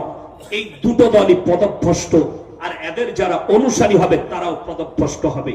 আজকে মুসলমানরা ভাবে আমরা মরে যাওয়ার পরে, আপনারা ভাবছেন এই মৌলী সাহেব যারা বয়ান করছে, বক্তব্য দিচ্ছে, দামি দামি কথা বলছে, এদের মনে হয় আল্লাহ হিসেব নেবেন না। তোমার ভুল হচ্ছে। সূরা আরাফ প্রথম পৃষ্ঠা 8 পারা, ফালানাসআলান্নাল্লাযীনা উরসিলা ইলাইহিম ওয়ালানাসআলান্নাল মুরসালিন। এই মৌলবি মোল্লা পীর ফকির অনেক দূরের কথা। আমি নবী পয়গম্বরকেও দাঁড় করাবো, তাদের কওমকে দাঁড় করাবো। কেমন করে দাওয়াত দিয়েছিল আর তোমরা কিভাবে গ্রহণ করেছো, উভয়কে জিজ্ঞাসাবাদ করা হবে। মৌলবি তো অনেক দূরের কথা। আপনাকে কে বললো?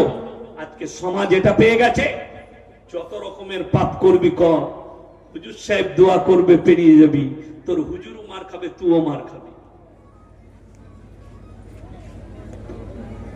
আলহামদুলিল্লাহ। আমার ভাই, আমি যেটা বোঝাতে চাইছি, 25শে ডিসেম্বর কাদের অনুষ্ঠান? খ্রিস্টানদের। তারা ক্রিসমাস পালন করে। খ্রিস্টানরা আল্লাহকে বিশ্বাস করে না? করে না? করে। তারা আল্লাহকেও বিশ্বাস করে, 3টে আল্লাহকে বিশ্বাস করে। কটা বললাম? 3টে। 1 নম্বর সৃষ্টিকর্তা আল্লাহ, 2 নম্বর ঈসা মাসিহ, 3 নম্বর তার মা মারিয়াম। খ্রিস্টানরা আহলে কিতাব ছিল। কখন তারা বঞ্চিত হলো, আহলে কিতাব থেকে বেরিয়ে গেল? যখন তারা বলল ঈসা হচ্ছে আল্লাহর বেটা। জোরে বলুন নাউজুবিল্লাহ।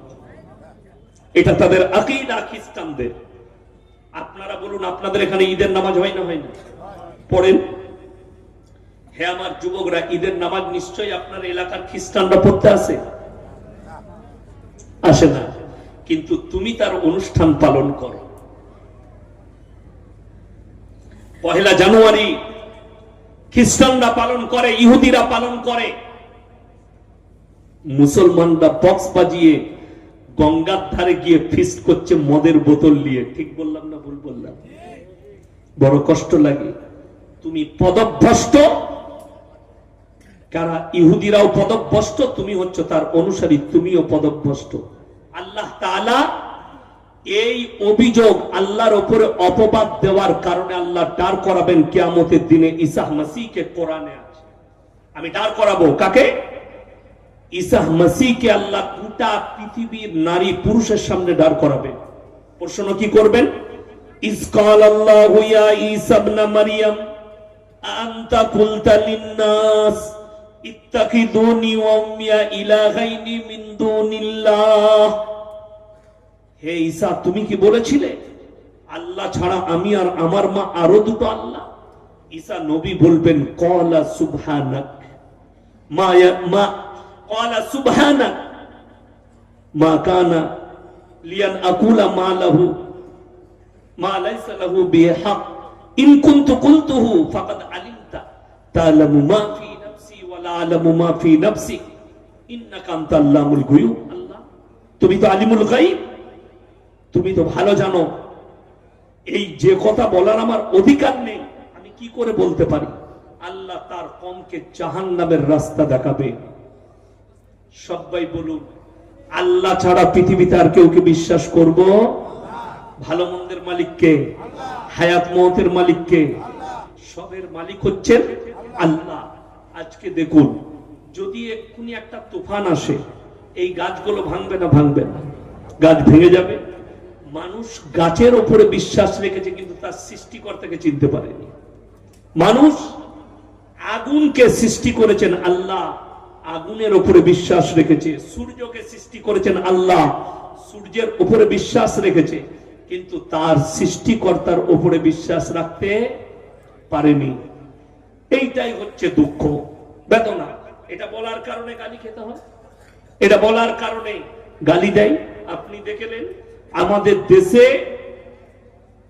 অমুসলিম ভাইরাও তারা মূর্তির উপাসনা করে, এবং কিছু অমুসলিম ভাই তারা মাজারেও যায়। যাই না? যাই না? বহু যায়। কোথায় দেখতে পাবেন? আজমিরে গেলে দেখতে পাবেন, বোম্বের হাজি আলীতে গেলে দেখতে পাবেন কত হিন্দু ভাই যাচ্ছে। কেন? তারা জানে দুটোই সমান, এখানেও চাইলে পাওয়া যায়, ওখানেও চাইলে পাওয়া যায়। আর কোরআন মারাত্মক আয়াত অবতীর্ণ করেছেন আল্লাহ তাআলা, সাবধান বাণী। যারা মনে ভাবছেন আল্লাহ ব্যতীত অন্য কারোর কাছে কিছু পাওয়া যেতে পারে, এটা যাদের মনে ধারণা, তাদের ধারণাটা আজকে ভেঙে দিয়ে যায়। কোরআন 17 পারা, কত পারা বললাম? 17 পারা, শেষ পৃষ্ঠা, একবারই শেষ রুকু, শুরুর আয়াত, ইয়া আইয়ুহান নাসু যুরিবা মাসালুন ফাসতামিউ লা ইন্নাল্লাযীনা তাদউনা মিন দুনিল্লাহি লান ইয়াখলুকু দুবাবান ওয়ালা বিজতামাউ লা ওয়া ইয়াসলুবুহুমুদ দুবাবু শাইয়ান লা ইয়াস্তানকিদুহু মিন। হে আমার নবী, পৃথিবীর মানুষকে বলে দাও, তোমরা যাদের কাছে ভালো মন্দ চাইতে যাচ্ছ তাদেরকে জিজ্ঞেস করো, তারা কি একটা মাছি সৃষ্টি করতে পারে? মাছি, ওটা তো অনেক দূরের কথা। মাছি যদি তাদের প্লেট থেকে কোনো কিছু ছিনিয়ে নিয়ে যায়, সেটা উদ্ধার করার মতো ক্ষমতা নেই, তারা শক্তিহীন। আর আমি আল্লাহ শক্তিশালী। আজকে আপনি কার উপরে বিশ্বাসী হয়েছেন? যারা আল্লাহ ব্যতীত মারিয়ামের কাছে সিজদা করে, আল্লাহ ব্যতীত ঈসার কাছে সিজদা করে, আল্লাহ ব্যতীত কবরে সিজদা করে, আল্লাহ ব্যতীত গাছের কাছে সিজদা করে, তাদের উপরে বিশ্বাসী হয়েছে। আরে বীরভূমের একটা ছেলে ফোন করে আমাকে বলছে, এই তুমি পীর বিরোধী বলবে। আমি কে বললাম আমি পীর বিরোধী? না, আমি সিস্টেম বিরোধী। বলে পীর বিরোধী নও? না, আমার পীর তো আমার বাপ। কথাটা বুঝতে পেরেছেন না? বাপের থেকে বড় পীর কেউ হবে? পীর মানে হচ্ছে বয়োজ্যেষ্ঠ মানুষ, সম্মানী মানুষ। তো আমাকে বলছে, আচ্ছা বলো পীর ধরা কি? আমাকে বলছে, পীর না ধরে তুমি জান্নাতে কি করে যাবে? আমি বললাম, আমাকে উদাহরণ দিচ্ছে। আমি বললাম পীর না ধরু আল্লাহকে পাওয়া যায়, কোরআনে আছে। তো আমার কোরআন শুনতে চাইছে না, বলছে আচ্ছা তুমি বাড়িতে তোমার কতলা বাড়ি? আমি বললাম আমার বাড়ি 2 তলা, ধরে নাও, কি হয়েছে বলো? বললে তুমি 2 তলায় চাপলে কি দিয়ে চাপবে? এমন সিঁড়ি আছে আমার বাড়িতে, আমি সিঁড়ি দিয়ে চাপবো। বলছে তাহলে পীর ধরলে আল্লাহকে পেতে গেলে যেমন সিঁড়ি ধরে চাপতো বাড়িতে 2 তলায়, আল্লাহকে পেতে গেলে পীর ধরে ধরে যেতে হবে। আল্লাহ, এই যুক্তি তো আমার জানা ছিল। আমি বললাম এরপর আমার উত্তর শোন। বলে কি? আমি বললাম যে বাড়িতে সিঁড়ি নাই, লিফট আছে, সে কিসে চাপবে? কথাটা বুঝতে পেরেছেন না? পারেন? লিফট থাকে না অনেক বাড়িতে, সুইচ টিপে দিলেই ওপরে। কিছু লাগবে, সিঁড়ি লাগবে, লিফট থাকলে সুইচে মাল ওপরে চলে যাবে। সে তখন বলছে গাছে চাপো না। আমি গাছে চাপি। ডাল ধরে চাপো না? কি দিয়ে? আমি ডাল ধরেই চাপো। বলে যেমন গাছে চাপলে ডাল ধরে চাপো, আল্লাহকে পেতে গেলে পিঠ ধরে ধরে যেতে হবে। আমি বললাম আমি যদি ডাব গাছে চাপি কি ধরবো বল? কথাটা বুঝতে পেরেছেন না? পারেন? এই ডাব গাছে চাপলে কিছু ডাল আছে? ডাল নেই। আমি তাকে বললাম এতক্ষণ যুক্তিতে চললো, এরপর কোরআনটা একটু শোন। বলে শোনাও। আমি বললাম 21 পারা সূরায়ে সিজদা। কত পারা বললাম? 21 পারা সূরায়ে সিজদা। আল্লাহ তাআলা সেখানে বলে দিলেন যে আমার সঙ্গে বান্দা চাইলে ডাইরেক্ট সম্পর্ক করতে পারে। জোরে বলুন সুবহানাল্লাহ। কিভাবে করবেন বলি। আমাদের অনেক ছেলেরা প্রেম করে, করে না? ছেলে মেয়েরা প্রেম করে। আচ্ছা, প্রেমটা জাহির, প্রকাশ কোথায় করে? সবারই সামনে বলে? ফারাক্কা ব্যারেজের কাছে আহিবি, সবারই সামনে চিল্লিয়ে বলবো আই লাভ ইউ, এরকম কেউ বলে? কোথায় বলে? নিরালায়, রাত 12টার পরে প্রেমিকা প্রেমিকার বাড়িতে একা, প্রেমিক প্রেমিক রুমেতে একা, রাত 12টার পরে ফোন লাগিয়েছে। হ্যালো, তোমাকে না মেনে মরে যাবো, কবে বিয়ে করবো বলো? দুজনাই যে কাঁদে। আচ্ছা আপনারা বলুন এটা রিয়েল প্রেম না নকল প্রেম? এইটাই আসল প্রেম। নিরালাই যে কাঁদে, মহাব্বতের ইজহার করে নিরালাতে, এইটাই অরিজিনাল প্রেম। লোকের সামনে ভ্যান করে কাঁদাটা, আই লাভ ইউ বলাটা প্রেম নয়। প্রেম নিরালাই হয়, নিরালাই। আচ্ছা কেউ সবারই সামনে কেউ বলে নিজের বউকে তোকে খুব ভালোবাসি, এরকম বলে না? রাতের বেলায় বলে তুমি ঝগড়া করছো কেন, তোমাকে আমি কম ভালোবাসি, আমার মা একটু বলছে সহ্য করে নিও। ঠিক বললাম না ভুল বললাম? ওই ভালোবাসাটা কিন্তু নিরালাই, অন্তর কথাটা। কোরআন খুলুন। তাতাজাফা জুনুবুহুম আনিল মাদাজি ইয়াদউনা রাব্বাহুম খাওফান ওয়া তামআ। হে আমার নবী বলে দাও, তারা যদি আমার সঙ্গে সম্পর্ক করতে চায়, পৃথিবীর সবাই যখন নিদ্রায় চলে যাবে, নিরালায় চলে যাবে, সবাই ঘুমিয়ে পড়বে, আমার যারা প্রিয় হবে তারা রাতের অন্ধকারে নামাজের পাটিতে এসে তাহাজ্জুদের নামাজ পড়বে, আমার কাছে কান্নাকাটি করবে, ডাইরেক্ট আমার সাথে মুলাকাত হবে। জোরে বলুন সুবহানাল্লাহ। এখন আমি অবাক হই, মানুষ মরে গেলে পাওয়ার বেশি না বেঁচে থাকলে পাওয়ার বেশি? কথা বলে না? বেঁচে থাকলে। আমাদের দেশের কিছু ভণ্ড বলছে মরে গেলে পীর সাহেবের পাওয়ার বেড়ে যায়, ওই জন্যই তো কবর থেকে অনেক কিছু দেওয়া যায়। আমি আপনাদের উত্তরবঙ্গে আসছিলাম মাস 3-4 আগে, তখন জলসার সিজন ছিল না, একটা দাওয়াত ছিল কালিয়াগঞ্জ থানায়, উত্তর দিনাজপুরে। তো আমি আসছি, আমার বাড়ি থেকে যেদিকে আসি আমি বোলপুর হয়ে আসি, শান্তিনিকেতন বোলপুর হয়ে, বোলপুরের কিনারায় কিনারায় এসে সাঁইথিয়া থেকে মাল্লারপুর থেকে হাইওয়ে ধরিয়েন। এরপর ওই রাস্তায় আসছি, ঠিক বোলপুর আর আহমদপুরের মধ্যখানে আমার গাড়ি আটকিয়েছে 10-12টা যুবক। আমি বললাম আমার কাছে পাঠাও। আমি বাঁয়ে বসছিলাম। কি হয়েছে বাপ? যারা চিনতে পেরেছে হুজুরকে তারা পেঁচিয়ে পালিয়ে গেছে। 6-7 জন আছে। কি হয়েছে? হুজুর ওরস করব, চাঁদা লাগবে। আমি দিয়ে দেবো চাঁদা, অসুবিধা নেই, কোনো অসুবিধা নাই, চাঁদা আমি আপনাকে দিচ্ছি। তো আমাকে বলছে, আমি বললাম বাবা কি কি হয়? বললে হুজুর আমরা কয়েকশো মানুষকে আমরা তাবাররুক খাওয়াই, মাশাআল্লাহ ভালো জিনিস খাওয়া। আর কি পাওয়া যায়? লোক অনেক আসে। বললে বহু জায়গা থেকে লোক আসে। আমি বললাম এখানে কি কি হয়? বলছে মাজারে যারা মনে মনে যা যা চাইবে পেয়ে যাবে। আমরা তাহলে তো তোমরা মূর্খ। বলে কেন হুজুর? আমি বললাম মাজারে যে যা চাই যখন পেয়ে যায়, তো তোরা গাড়ি আটকে চাঁদা হচ্ছিস কেন? মাজারে গিয়ে বল বাবা তোমার নামে ওরস করবো, টাকা দাও, পেয়ে যাবি। বড় কষ্ট লাগে। মসজিদ গাড়ি আটকিয়ে চাঁদা তুলে মসজিদ করলে সেই মসজিদে নামাজ হবে? ইসলাম ধর্মটাকে মাজাক বানিয়ে রেখেছে। অনেকজন মনে করে যে আমাদিকে যারা গালি দিচ্ছে, আমাকে কালকে একজন ক্লিপ দেখালো মুর্শিদাবাদে, কে একজন মুফতি সাহেব, তিনি ফতোয়া দিয়েছেন ওয়াহাবিরা দেওবন্দীরা গরু জবাই করলে, মুরগি জবাই করলে সেটা খাওয়া চলবে না, হারাম। ফতোয়া কার? একজন গুটকাখোর মুফতির। মাশাআল্লাহ, তুমি ফতোয়া দিয়েছো। আমি তাকে বলেছি, শোনো, কিছুদিন আগে তিনি উমরা করতে গিয়েছিলেন।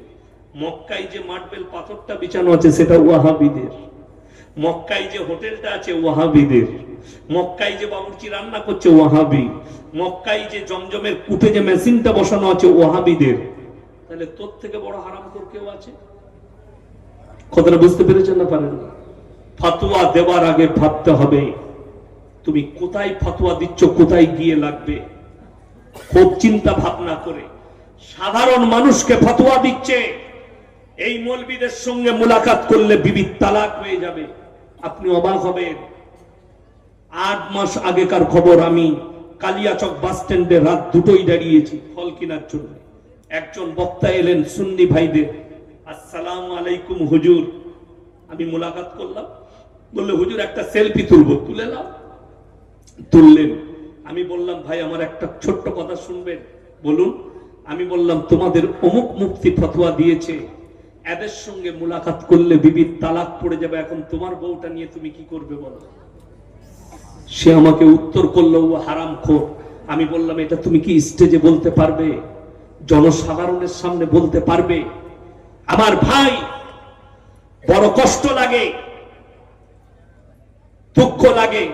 ভারতবর্ষে যদি 1 লাখ মাজার থাকে, 95,000 মাজারে মাল নেই। আল্লাহ রসুলের হাদিস আছে, যতগুলো পাকা কবর আছে ভেঙে কুড়িয়ে দাও।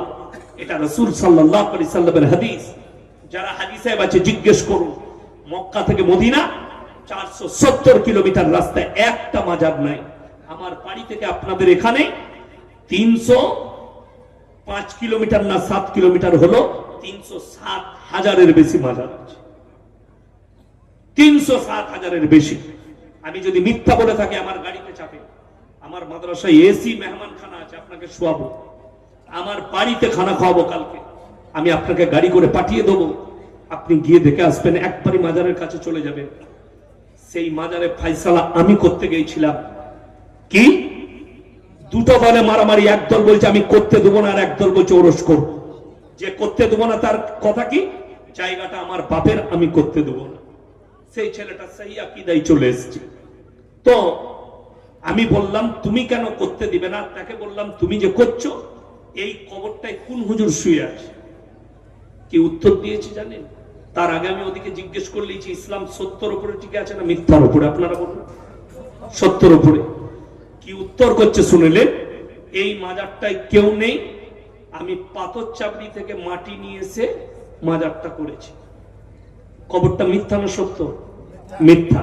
আমি বললাম, ভেঙে গুড়িয়ে দাও। তারাও একে, ইসলাম সত্যের উপরে টিকে আছে। হযরতে হোসেন রাদিয়াল্লাহু তাআলা আনহু শহীদ হয়েছেন কোথায়? কালিয়াচকে, ফারাক্কায়, কোথায়? কারবালায়। কারবালাটা কোথায়? ইরাকে। বড় কষ্ট লাগে, তিনি শুয়ে আছেন ইরাকে। তিনার মঞ্জিল মাটি হচ্ছে মুহররমের সময় কালিয়াচকে, তিনার মঞ্জিল মাটি হচ্ছে ফারাক্কায়, তিনার মঞ্জিল মাটি হচ্ছে বহরমপুরে, তিনার মঞ্জিল মাটি হচ্ছে কলকাতায়, তিনার মঞ্জিল মাটি হচ্ছে বর্ধমানে, তিনার মঞ্জিল মাটি মেদিনীপুরে, তিনার মঞ্জিল মাটি হাওড়ায়। গোটা পৃথিবী জুড়ে মঞ্জিল মাটি হচ্ছে একটা লোকের কবর। কথা বলে না? একটা। তাহলে এতগুলো মঞ্জিল মাটি, বাকিগুলো সব মিথ্যা না সত্য? মিথ্যা। ইসলাম সত্যের উপরে টিকে আছে, এরা মিথ্যার উপরে ঠেলে নিয়ে গেছে ইসলাম। আপনাদের এখানে খেলা হয় না ফুটবল? ফুটবল হচ্ছে। হ্যাঁ, এই ফুটবল খেলায় যারা জিতে যায় তারা নাচে না, যারা হারে তারা নাচে। দেখবেন কোন গ্রামের ছেলে যদি খেলতে যায়, যদি জিতে চলে আসে, মোটামুটি রাত 12টা পর্যন্ত পাড়ার লোককে ঘুমাতে দিবে না। ঠিক বললাম না? খালি বলবে হ্যাপি পুর, জিতে গেছে আজকে। রাতের বেলায় ফিস্টি আর খাওয়া দাওয়া, জিতে গেছি। হেরে গেলে গুপ্তি মেরে ঘরে ঢুকে পড়বে। কোন আওয়াজ পাওয়া যায় হেরে গেলে? পাওয়া যায় না। সকালবেলায় চাচারা জিজ্ঞেস করে, হ্যাঁ রে তোরা খেলতে গেছিলি ওই গ্রামে, কি হলো? ও চাচা হেরে গেলাম। কি বুঝলে? ও আর নিজের দোষ দিবে না, ও সেই অমুকের ছেলে ছিল না, সালা গোলই করতে পারলো না, লোকের দোষ দিবে, চুপ করে যায়। অবাক লাগে। আপনারা বলুন, যারা হযরতে হোসেন রাদিয়াল্লাহু তাআলা আনহুকে শহীদ করেছেন তারা কাঁদবে না তারা নাচবে? তারা নাচবে তো, যারা শহীদ করেছে। আজ মারা গেছে হযরতে হোসেন, শহীদ হয়েছে, তার পক্ষে যারা থাকবে তারা দুঃখ পালন করবে না কি করবে? কথা বলে না? দুঃখ পালন করবে। বড় কষ্ট লাগে। হযরতে হোসেন রাদিয়াল্লাহু তাআলা শহীদ হয়েছেন কারবালার প্রান্তরে, আর আমাদের দেশে মাতম করে, ডিজে বাজিয়ে ড্যান্স করে, আন্ডার প্যান্ট পরে মদ খেয়ে নেচে, লাঠি খেলে, মাতম করে, মুর্শিয়া গেয়ে বলছে হযরতে হোসেনের জন্য দুঃখ পালন। যদি হযরতে হোসেনের জন্য লাঠি খেলে, গান বাজনা করে যদি দুঃখ পালন করতে হয়, তোর বাপ মরে গেলে কোরআন খানি কে বললো? তোর বাপ মরে গেলে দোয়া কে বললো? তোর বাপের কবর জিয়ারত কে বললো? আমার বাপ মরে গেছে, ভালো ডিজে বক্স বলে দিয়ে আন্ডার প্যান্ট পরে মদ খেয়ে ড্যান্স কর, তোর বাপের আত্মাটা শান্তি পাবে। কথাটা বুঝতে পারেননি? বললি খারাপ মৌলবি, আমাদেরকে বলছে খারাপ। কষ্ট লাগে, এটা দুঃখ লাগে এই কওমের প্রতি। এরা ইসলামটাকে মাজাক বানিয়ে রেখে দিয়েছে। বড় পীর আব্দুল কাদের জিলানী রহমতুল্লাহ আলাইহিকে তোমাদের থেকে বেশি ভক্তি করি, তার আদর্শকে মানি। কিন্তু শুনবে, মাসখানেক আগে আমি হুগলি ডিস্ট্রিক্টে জলসা করেছি, কালকে আমার হাওড়া ডিস্ট্রিক্টে আছে জলসা, হাওড়া জেলা সাকরাই। তো আমি মসজিদে যেমন এই কামরায় শুয়েছিলাম, আমাকে নিয়ে এলো, ওই রকম মসজিদে এক কোণে শুতে দিয়েছে। আমি উজু করে যাচ্ছি, একটা আমার থেকে বয়স কম ছেলে স্টেজে বায়ান করছে। 24 পরগনায় বাড়ি, চিনি না কোন এলাকায়, কিন্তু বাড়ি 24 পরগনা। কানে হাত দিয়ে বায়ান করছে, আর সবাই বলছে খালি সুবহানাল্লাহ। বলে এত সুবহানাল্লাহ কেন? কি বলছে জানেন? আচ্ছা আপনারা বলুন, আল্লাহ নবী সাল্লাল্লাহু আলাইহি সাল্লামের থেকে দামি লোক পৃথিবীতে আর কেউ আসবে? কেউ এসছে? আসেনি। তিনি ইমামুল আম্বিয়া, সমস্ত নবীদের ইমাম, এবং তিনি হচ্ছেন শ্রেষ্ঠ পয়গম্বর আল্লাহ। ঠিক কিনা? কথা বলেন। চলুন, বায়ান হচ্ছে। বাবাজিরা, মায়েরা, বোনেরা, 3 কিলোমিটার সুর। কি বুঝলেন? ও বাবাজিরা, মায়েরা, বোনেরা, বড় পীর আব্দুল কাদের জিলানী রহমতুল্লাহ আলাইহি দস্তরখানে খানা খাচ্ছে বাবাজিরা। তিনার প্লেটে দেশি মুরগি আছেন, দেশি মুরগি দিয়ে তিনি ভাত খাচ্ছেন বাবাজিরা। আর খেতে খেতে হাড্ডি গুলো একদিকে রাখছেন। একজন মুরিদ জিজ্ঞেস করলেন, বাবা আপনি দেশি মুরগি গুলো খাচ্ছেন আর হাড্ডি গুলো একদিকে কেন রাখছেন?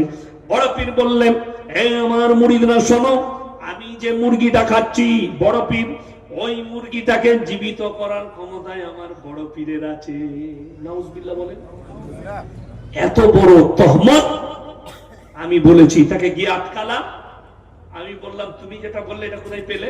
বলে হুজুর মোবাইলে শুনেছি। আমি বলে, তুই শোনা মৌলবি, ও মোবাইলে মৌলবি পাস করেছে, পড়া মানল। হুজুর মোবাইলে, মানে বস শুনে যে আমি কি বলছি। আমি তাকে বললাম, রসুলের মর্যাদা বেশি না বড় পীর? এখানে মাদ্রাসার শিক্ষকরা আছেন, সব হাদিসের উস্তাদ। আমি চ্যালেঞ্জ ছুড়ে গেলাম, আগামীতে এলে আমাকে আটকাবেন মালদা জেলায়, মুর্শিদাবাদ জেলা, যেখানে আসবে। একটা হাদিস যদি ইনারা এখন বার করে এনে আমাকে দেখাতে পারে, কি আল্লাহ নবী সাল্লাল্লাহু আলাইহি সাল্লাম দুম্বার মাংস খেয়েছেন না খাননি? খেয়েছেন। দুম্বাটাকে নবীজি জীবিত করেছেন, এরকম একটা জয়ীফ হাদিস দেখালে আমি আজ জীবনের সমাজের বুকে বক্তব্য দেব না। সেই হাদিস অনেক দূরের কথা, জয়ীফ। আল্লাহ নবী সাল্লাল্লাহু আলাইহি সাল্লাম বকরির মাংস খেয়েছেন, বকরিটার নবীজি কি জীবিত করেছেন, এরকম একটা হাদিস যদি কোনো মৌলবি দেখায়, আমি জীবন আর সমাজের বুকে বক্তব্য দেব না। আজকে যদি বড় পীর জীবিত থাকতেন, এই হারামখোর গুলোকে কাফের ফতোয়া দিত, যা আমার বিরুদ্ধে মিথ্যাচার করছে। উত্তরপ্রদেশের একজন বক্তা এইরকম মোটা পাগড়ি পরে, কালারটা হচ্ছে যোগীজির গায়ের কাপড়ের কালার, পাগড়ি পরে बयान করছে মানুষকে, ए मेरे भाइयों सुन लो, बड़ा पीर कौन था? बड़ा पीर अब्दुल कादिर जिलानी का मर्तबा क्या था? इतना बड़ा मर्तबा था कि बड़ा पीर कभी तवाफ करने काबा घर में नहीं जाते थे, बल्कि काबा उनके घर पे आते थे। जोरे बोलो ना, কোথায় পেলে? উনি নিজেও জানা না কোথায় পেয়েছে। আমার বলার উদ্দেশ্য, কাবা যদি বড় পীরের ঘরে চলে আসে, তখন কাবাতে কে থাকে? কথা বুঝতে পেরেছেন না পারেন? এর থেকে বড় ভণ্ডামি আর কিছু হতে পারে? শুধু এইটা নয়, শুধু এইটা নয়। একজন মাল বেরিয়েছে উত্তরপ্রদেশের না দিল্লির না পাকিস্তানের জানি না, সবুজ পাগড়ি পরে আছে। তাকে একজন জিজ্ঞেস করছে, আচ্ছা কিসি কা अगर सर पे दर्द हो, আমাকে যদি আপনারা প্রশ্ন করেন কারোর মাথা ব্যথা হলে, কারোর জ্বর এলে কি করব, আমি আপনাদেরকে হাদিস মোতাবেক উত্তর দেব। আল্লাহ নবী সাল্লাল্লাহু আলাইহি সাল্লামের হাদিস, সমস্ত রোগের শিফা হচ্ছে সূরা ফাতিহা। 11 বার পড়ুন, মাথায় ফুঁক দিয়ে দেন, পানিতে দম করে পান করে নেন, আল্লাহ চাইলে শিফা হবে। আল্লাহ চাইলে শিফা হবে, আল্লাহ চাইলে বলেছি, গ্যারান্টি দিইনি। চলুন, একে জিজ্ঞেস করছে বাবাকে যে सर पे दर्द हो रहा है तो क्या करे? बोले जिस जगह पे दर्द हो रहा है उसको पकड़ो और बोलो दादा साहब की घोड़ी। ঘোড়ার নাম নিলে যন্ত্রণা পালিয়ে যাবে, একদম শিরকি ভাষা। এইটাকে ইসলামকে মজাক বানিয়েছে জানেন? ও মুসলিম ভাইরা টোল করছে ইসলামকে এদের কারণে, যে इसका इस्लाम भी तो किसमें भरा हुआ है? पूरा काल्पनिक से भरा हुआ है। আমি বীরভূম ডিস্ট্রিক্টে এক জায়গায় জলসা করছিলাম, পরে সে মৌলবি আমার নামে উল্টো পাল্টা বলে গেছে যে আমাকে অপমান করলো। আমি অপমান করিনি, মানুষের কাছে ভুল বার্তা গেছে, আমি পাল্টি দিয়েছি। আমার তাকে অপমান করার কোনো অধিকার নেই। সে ভুল দিয়েছে, সে বলছে আমাকে পেছনে বলতো, আরে ভাই তুমি কওমের সামনে বলেছো, আমাকে কওমের কাছে ভুলটা ভাঙাতে হবে। কথাটা বুঝতে পেরেছেন না পারেননি? সাধারণ মানুষকে তুমি বক্তব্য দিচ্ছ, আমি সাধারণ মানুষকে বলে ভুলটা ভাঙাবো না। কি বক্তব্য? খাজা মঈনুদ্দিন চিশতি রহমতুল্লাহ আলাইহি একটা কলে উজু করতে গেলেন, গ্রামের মানুষরা উজুর পানি দেয়নি, তিনি সঙ্গে সঙ্গে আনা সাগরের পানিগুলো বদনাই ভরে নিলেন, যা বুঝে করো। আচ্ছা, এরকম একটা হাদিস দেখাতে পারবেন নবীজি সমুদ্রের পানিকে হাতের মুঠোয় ভরেছেন? একটা হাদিস নেই। আল্লাহ চাইলে এই কিরামতি নবীজিকে দান করতেন না? করতেন না? কথা বলেন। নবীজির সম্পর্কে এরকম হাদিস নেই, অথচ খাজা বাবার জন্য বানোয়াট একটা কথা লিখে দিয়েছে, যে বদনার ভেতরে আনা সাগরের পানি ভরে নিয়েছে। গ্রামের মানুষ এসে কাঁদছে, হে বাবা তুমি যদি পানিগুলো না ঢালো, আমরা চাষাবাদ কেমন করে করব? এই যে মিথ্যা ঘটনা, এটাকে অমুসলিমরা বলছে, তারা টোল করছে যে এদের ধর্মটা কাল্পনিক আর গল্পই ভর্তি। কেন? আজকে যদি খাজা মঈনুদ্দিন চিশতি রহমতুল্লাহ আলাইহি জীবিত থাকতো, আমি চ্যালেঞ্জ ছুড়েছি, পৃথিবীর যতগুলো মৌলবি আছে, हिंदुस्तान के जितने आलिम दीन हैं, सबको मैं चैलेंज करता हूं कि एक किताब निकाल कर दिखा दो, खाजा मঈनुद्दिन चिश्ती रहमतुल्लाह अलैह उन्होंने लिख कर गया है कि मैं मरने के बाद मेरा मजार बनाना और वहां पर सिजदा करना, चद्दर चढ़ाना, तबर्रुक देना और मेरा पास भला बुरा चाहना, अगर कोई मौलवी दिखा सकता है तो मैं यासीन इंशाअल्लाह खाजा बाबा की मजार पे जाकर कुछ मांग के आऊंगा। आज अगर वो जिंदा रहते तो तुमको ऊपर काफिर का फतवा लग जाता, क्योंकि खाजा बाबा ने ये नहीं कहा, ये शिर्क है। বড় কষ্ট লাগে, বললেই গালি দিবে। খুলে দেখুন কিভাবে মা বোন তুলে গালি দিচ্ছে, আমার ফোন রেকর্ডিং আছে। তাদের তালবিলিম দিকে দিয়ে ফোন করে গালি দেওয়া করাচ্ছে রাত্রে। তারা মনে করছে ইয়াসিনু মনে হয় মুমতাজুলের মতো ফোন বন্ধ করে দিবে, মুমতাজুল কারো ফোন তুলে না, হয় গাল দিবে বলে। আমি কিন্তু ওই মাল নয়, গাল দিবে ওটাও আমার দোয়া, আমি খালি দোয়া করবো আল্লাহ তোমাকে হিদায়াত দেবে। ফোন বন্ধ ইয়াসিন করবে না, আমি নিজে ফোন তুলি আর ইনশাল্লাহ তুলবো। কেন?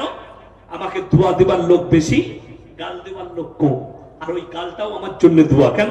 বুখারী শরীফের হাদিসে আছে, যারা গালি দেয়, অশ্লীল ভাষা ব্যবহার করে, এটা মুনাফিকদের একটা মারাত্মক আলামত। ওই জন্য অনুরোধ করছি, আজ থেকে সবাই নিয়ত করুন আল্লাহর উপরে প্রকৃত বিশ্বাস আনবো। জোরে বলুন ইনশাআল্লাহ। গল্প গুজব এইগুলোতে কান দেবে না, কোরআন আর হাদিসের অনুসারী হন। রাসূল সাল্লাল্লাহু আলাইহি সাল্লামের আখলাককে ফলো করুন। বেঈমান কাফেররা চায় মুসলমান যেন নামাজ না পড়ে, মুসলমান যেন রোজা না রাখে, মুসলমান যেন দ্বীনের উপরে প্রতিষ্ঠিত না থাকে। এটা গোটা পৃথিবীর বেঈমান কাফেরদের লক্ষ্য, তাদের আখলাক, তাদের আচরণ। যারা দ্বীন থেকে সরে যাক, আল্লাহর ঘর থেকে সরে যাক, এটা তাদের মেহনত। তাদের মেহনতকে কামিয়াবি হতে দিবেন। নিজের বিবিকে, সবাই জানেন পর্দা করা ফরজ, অথচ আমরা আমাদের ফ্যামিলিতে পর্দা আনতে পারি না। কত দুঃখ!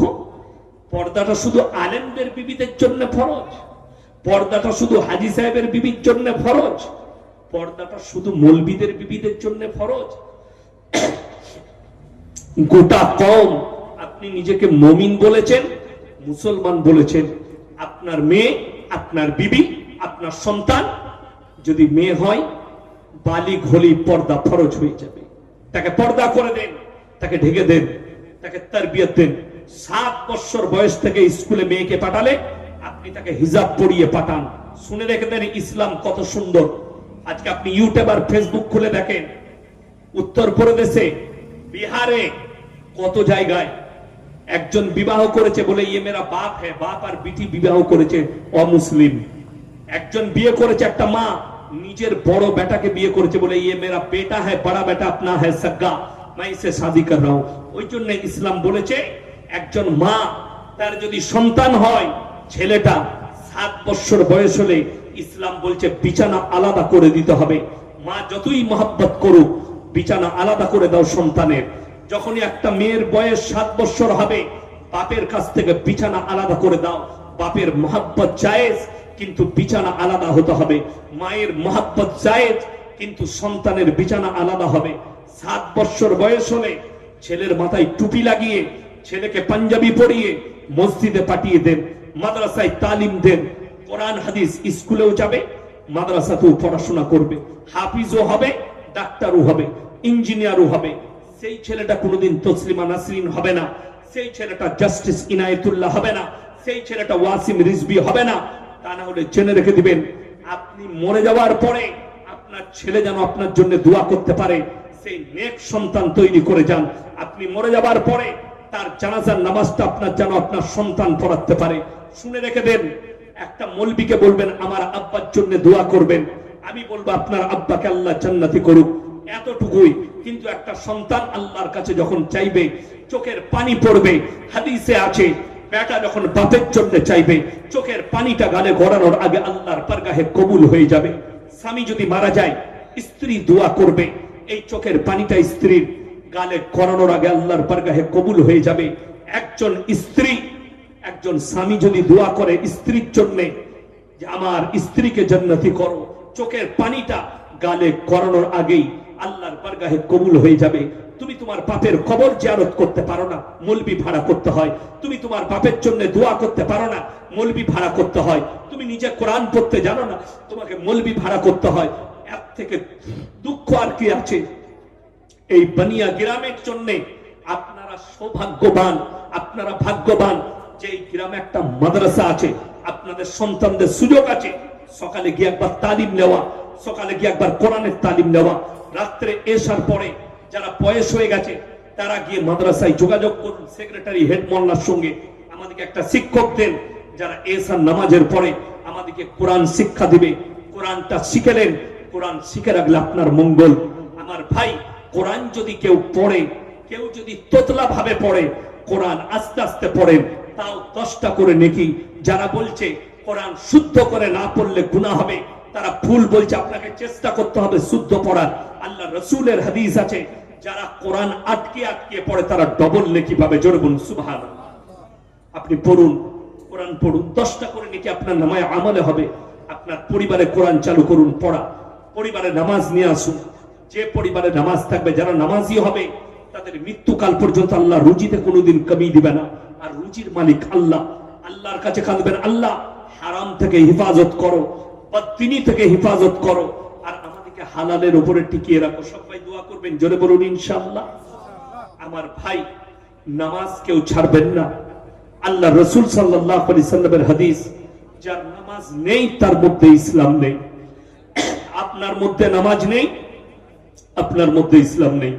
ওই জন্যে নামাজ কম্পালসারি, নামাজ অবশ্যই পড়বেন আপনি, নামাজ ছাড়বেন না।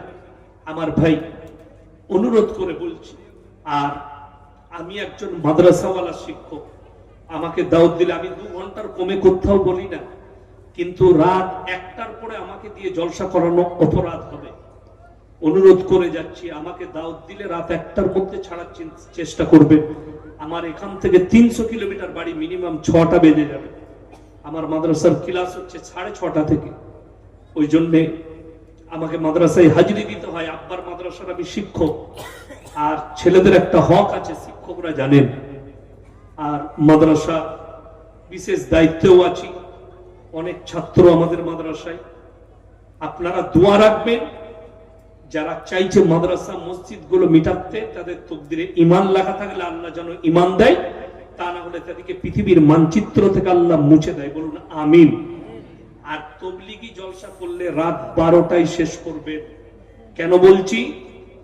এই জন্য শেষ করবেন, বক্তারও নামাজ হবে, শ্রোতারও নামাজ হবে।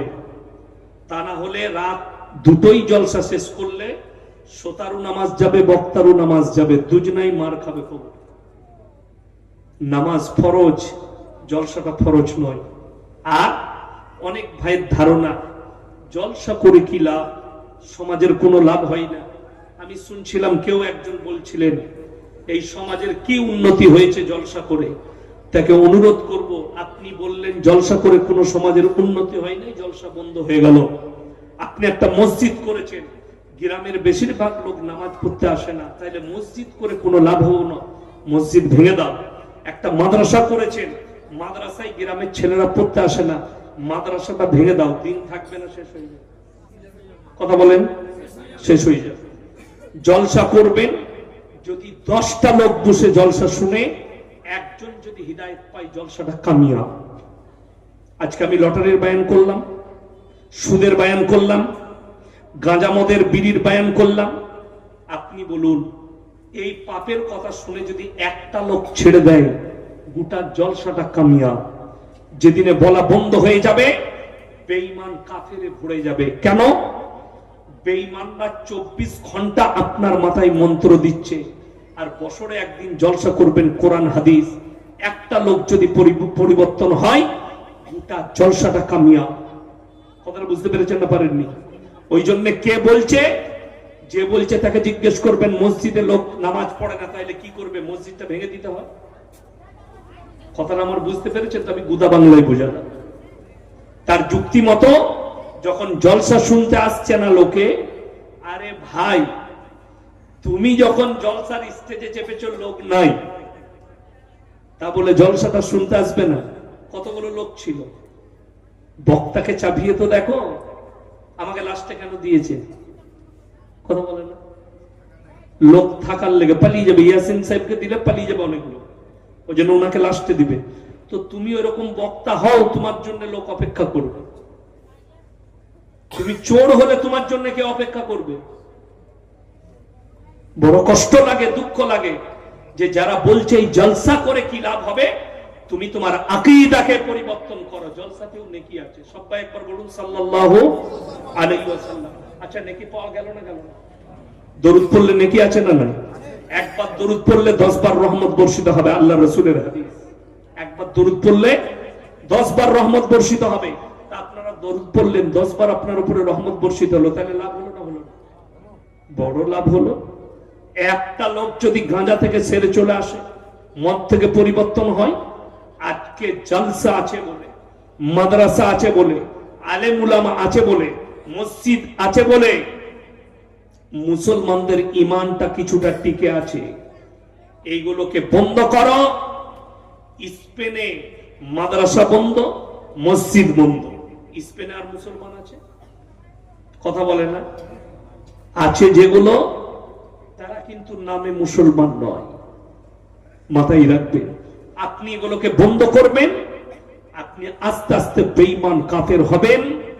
লটারি আম হবে, সুদ আম হবে, জিনা আম হবে, পরকীয়া আম হবে। কিয়ামতের আলামত। কেন্দ্রতে আপনার সুপ্রিম কোর্ট রায় দিয়ে দিয়েছে পরকীয়া লিগেল ভারতে। আপনাকে আমাকে আমাদের ঈমান নিজে থেকে বাঁচাতে হবে। আমরা নিজেরা বাঁচাবো, জোরে বলুন ইনশাআল্লাহ। ইসলামে কিয়ামতের সকাল পর্যন্ত পরকীয়া হারাম। জানেন ইসলামের খুবসুরতি? একটা অমুসলিম মেয়েকে জিজ্ঞেস করুন, তোমার স্বামীকে যদি অন্য মেয়ে ডেট করে, মানে তার সঙ্গে সম্পর্ক রাখে, তুমি মেনে নিতে পারবে? কোনো মেয়ে মানবে পৃথিবীর? মানবে না। ইসলাম ওই জন্য কি শাস্তি দিয়েছে? কেউ যদি বিবাহিত নারী, বিবাহিত পুরুষ, তারা যদি পরকীয়ায় জড়িত হয়, তাদেরকে রাস্তায় পুঁতে দিয়ে পাথর মেরে হত্যা করে দাও। এটা ইসলাম। কেউ যদি ধর্ষণ করে, মুন্ডুচ্ছেদ করে দাও। ইসলাম। এইটাই হচ্ছে খুবসুরতি। আজকে ভারতে আইন নাই, মৃত্যুদণ্ড নেই, ধর্ষণ আম।